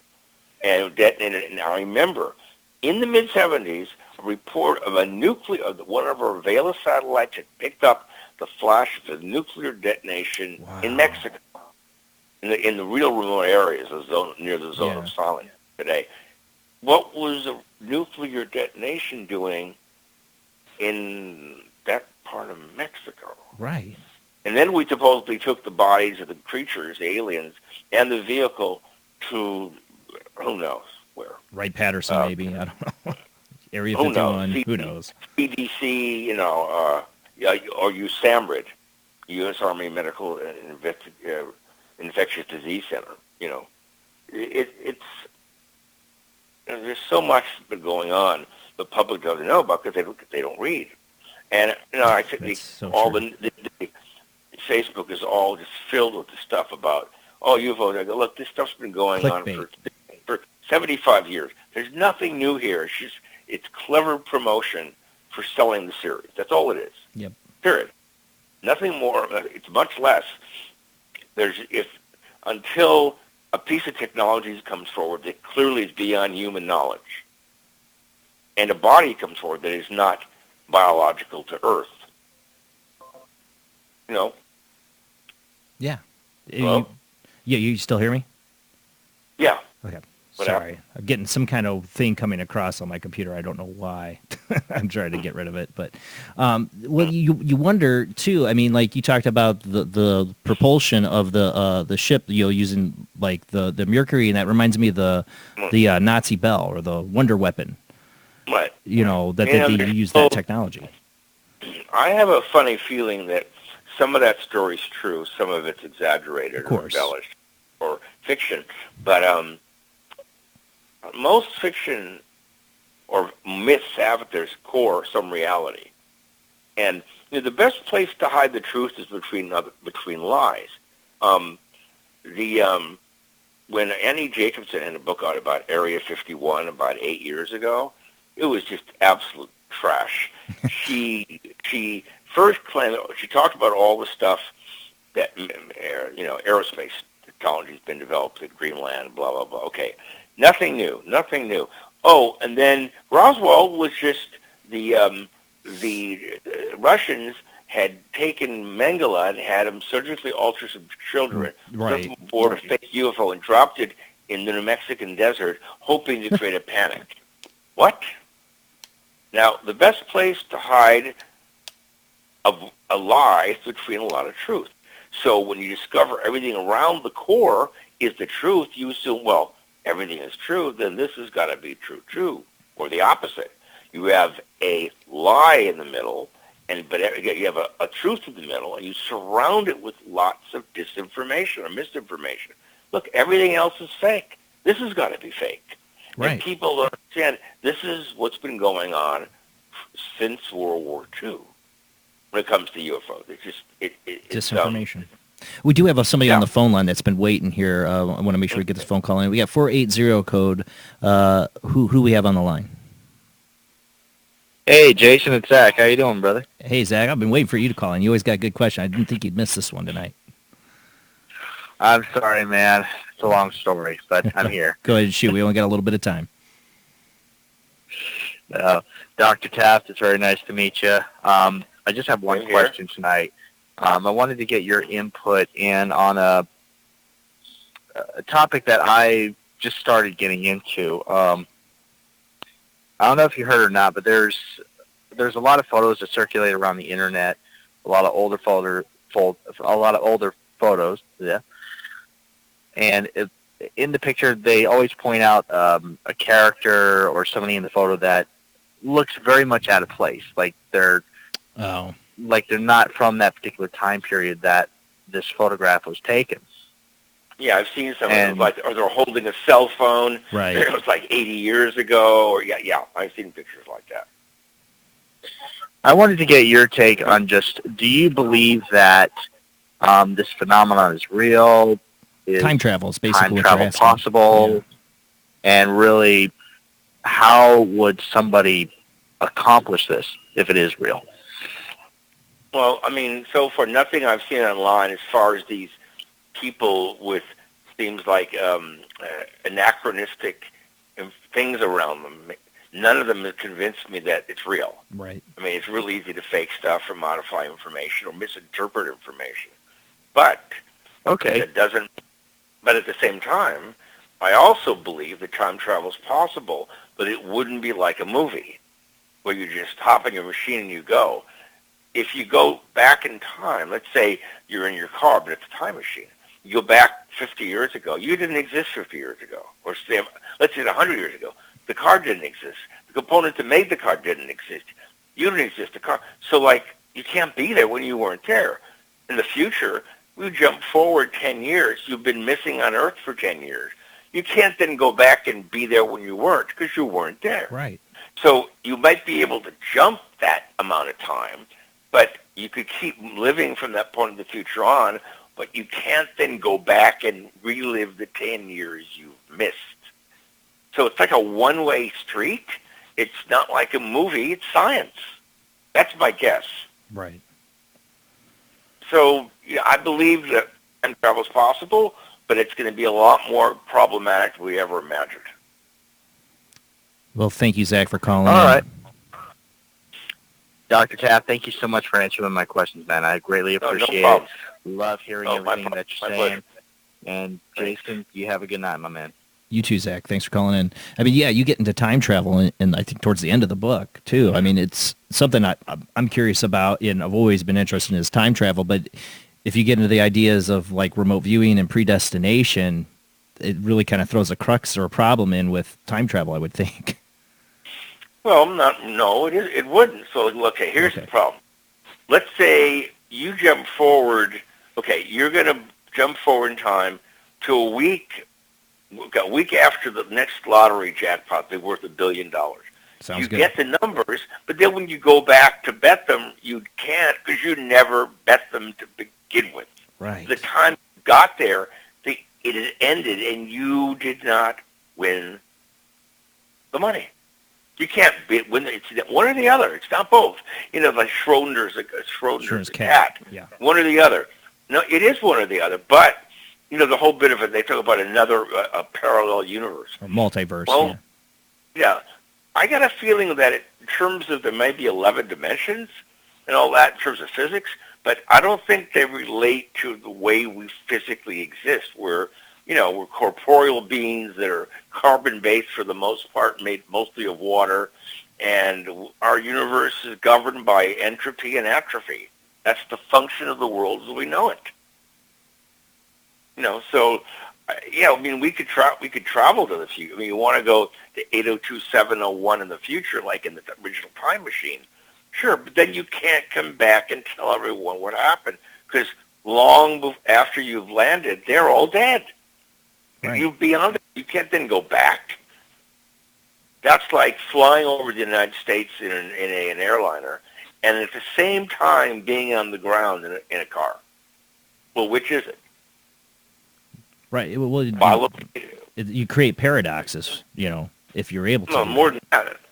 But again, I have got a gut feeling that down the road we're going to discover some things about this field we're not going to like, and this is one of them. Right. That the future and the past may be very similar in some respects, and that may really upset people because then what am I doing here? I don't know. Well, you talk about free will. Well, assume that's the case. But I mean, it's sort of like with that girl I mentioned from 1970 when I was in college. If I had, could I have convinced her to come live with me in West Los Angeles as opposed to living in Northridge? And because I thought that she was going to die, we were going to die. So let's say she moved with me, and then we both were killed driving one of our cars in L.A. rather than Northridge. I don't know. I wasn't going to find out because the only way to find out is to not see her. Well, I found out. I didn't die, but her new boyfriend did, and she was badly injured. But it could have been you. Right? But maybe, we'll never know the what if. What if? Right. Prove it, there's no way to disprove it. But it's interesting. When they remade The Time Machine in 2000, I think it was, or 2000, visually it was stunning. Yeah. But the story was It's hideous horrible. beyond words. It was so bad. Like, the Morlocks looked like dogs that walked direct.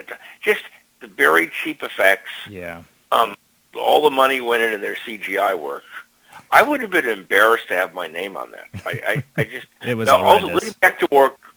getting back to Warp Drive for a minute. Okay, when the new Star Trek movie came out in 2008 was it? I think it was 2009. Yeah, there was one line of dialogue that was so perfectly written that really explains what's so significant about Warp Drive. The aged Spock is telling the young Scotty, and he gives him the equation. Scotty's look at the equation on the computer, even though we don't see it. The camera is right. And he goes, well, who would think that you have to look at space as a thing that's moving, not you? Right. That's it. That is the perfect description of warp drive. It's easier to warp space to the warp bubble that you ride with you're not moving, you're moving space. It takes out the whole G-force factor. It takes out the technology, even if there's all sorts of problems that would have to be resolved, but it was so eloquently written, so simple. Who would think that a piece of writing would so perfectly describe what may be going on? And most people went, huh?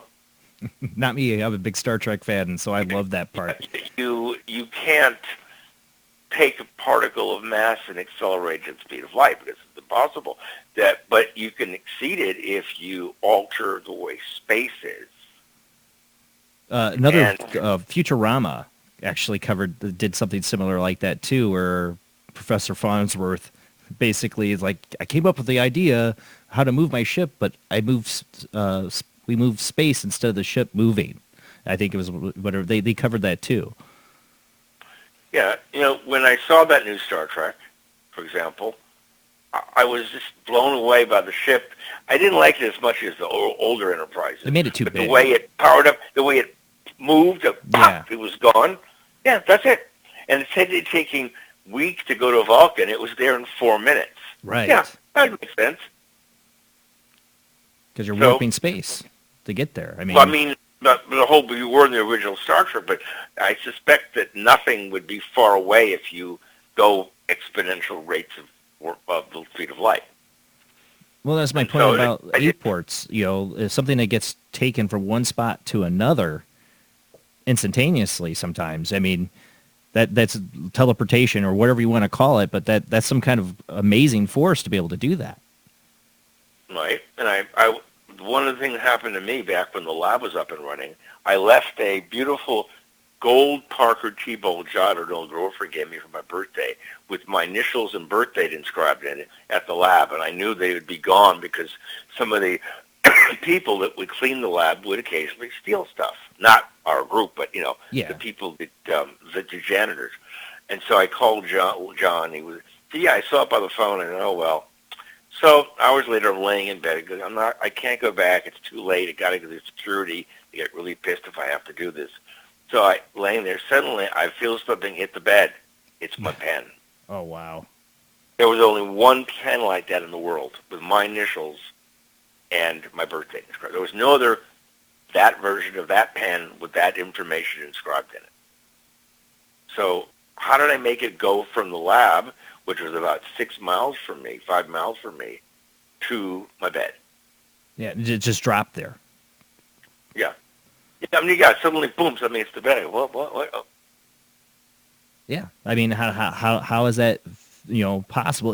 That's like what I love about your book is we get into all these different concepts is when you throw aliens into the mix, are they tapping into this realm we just don't understand, that we call paranormal, but it's really just science we haven't figured out.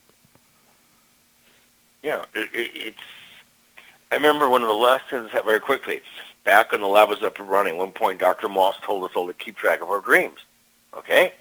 So most of my dreams are irrelevant. They're just trivial trash of the day. Right. And so one night I hear a weird noise. I'm asleep, and I get up, and I see something burning at the end of my bed, but near the wall. And they're closer to me, even without my glasses, I could see that it was a blonde woman with blue eyes, sheathed in flames, screaming, but there was no sound of her, nor was there the heat produced by the fire. It grew closer to me, I could see it, and then it went off like someone pulled the plug. I didn't know it, but that night, Carlos Castaneda's girlfriend was burned alive. The author Don Juan? Correct. Oh, but wow. He was the one that was trying to consider. Why she came to me, I don't know, because I really didn't know the man. Right. And I knew nothing about who he was dating. So, I don't know. So weird. I've had that experience. I've had that experience with people I barely know, and I have this dream that's pathetic to them, but I don't really know them. Why would I have this dream? Right. Why am I connected? It's so weird. Yeah, well, like I said, these things happen for reasons, and sometimes they're not obvious until we're way past the event. True. Well, I want to thank back and go, oh. I want to thank you, Dr. Taff, for being on the show. It was really a true honor. There's so much more I wanted to talk about we didn't get to. Like I said, time goes by so fast. If we could figure out how to slow time down, that'd be great for my show. Right. But thank you so much. Everybody check out Aliens Above, Ghosts Below, Explorations of the Unknown, and BarryTaff.net. There's so many good articles. Barry, thank you for sharing those with me. I'm trying to finish your book, but at the same time, I'm like getting sucked into your blogs, like all these different articles. I'm like, oh, this is really good. So there's a lot of stuff for people to check out. And again, I'd love to have you back on the show again sometime. I know you can be a busy person, but someday I'd like to get you on because there's so much more we didn't get to talk about. No problem, Jason. I'll be happy to come back. All right, guys, that's the end of the show. See us next week. I didn't even check to see who my next... I'm so caught up in this guest, I didn't even check to see who my guest is next week. We will have... we're going to have Anita and Tenzo and Chris Levis, who we had on the show before, to talk about their paranormal case, the Haunted Artifact. So can't wait to have them on. A lot of evidence to talk about with them. And pictures and stuff that Anita had. We had to cancel last time because of my flooded basement, but we got them coming back on, guys. Next Sunday, same bat time, same bat channel, 10 p.m. to 1 a.m. Central, 11 p.m. to 2 a.m. Eastern, 8 p.m. to 11 p.m. Pacific time. Join us then. Don't forget to go to our Patreon. Check us out at Paranormal Soup on Patreon. Donate $2 a month. You're going to get exclusive content coming soon. New podcast to that, too, as well. Check us out on Paranormal Soup on YouTube under Jason Bland or Paranormal Soup, and at Midwest Paranormal Presents Paranormal Soup. Check us out there. Follow and subscribe. See you guys next week.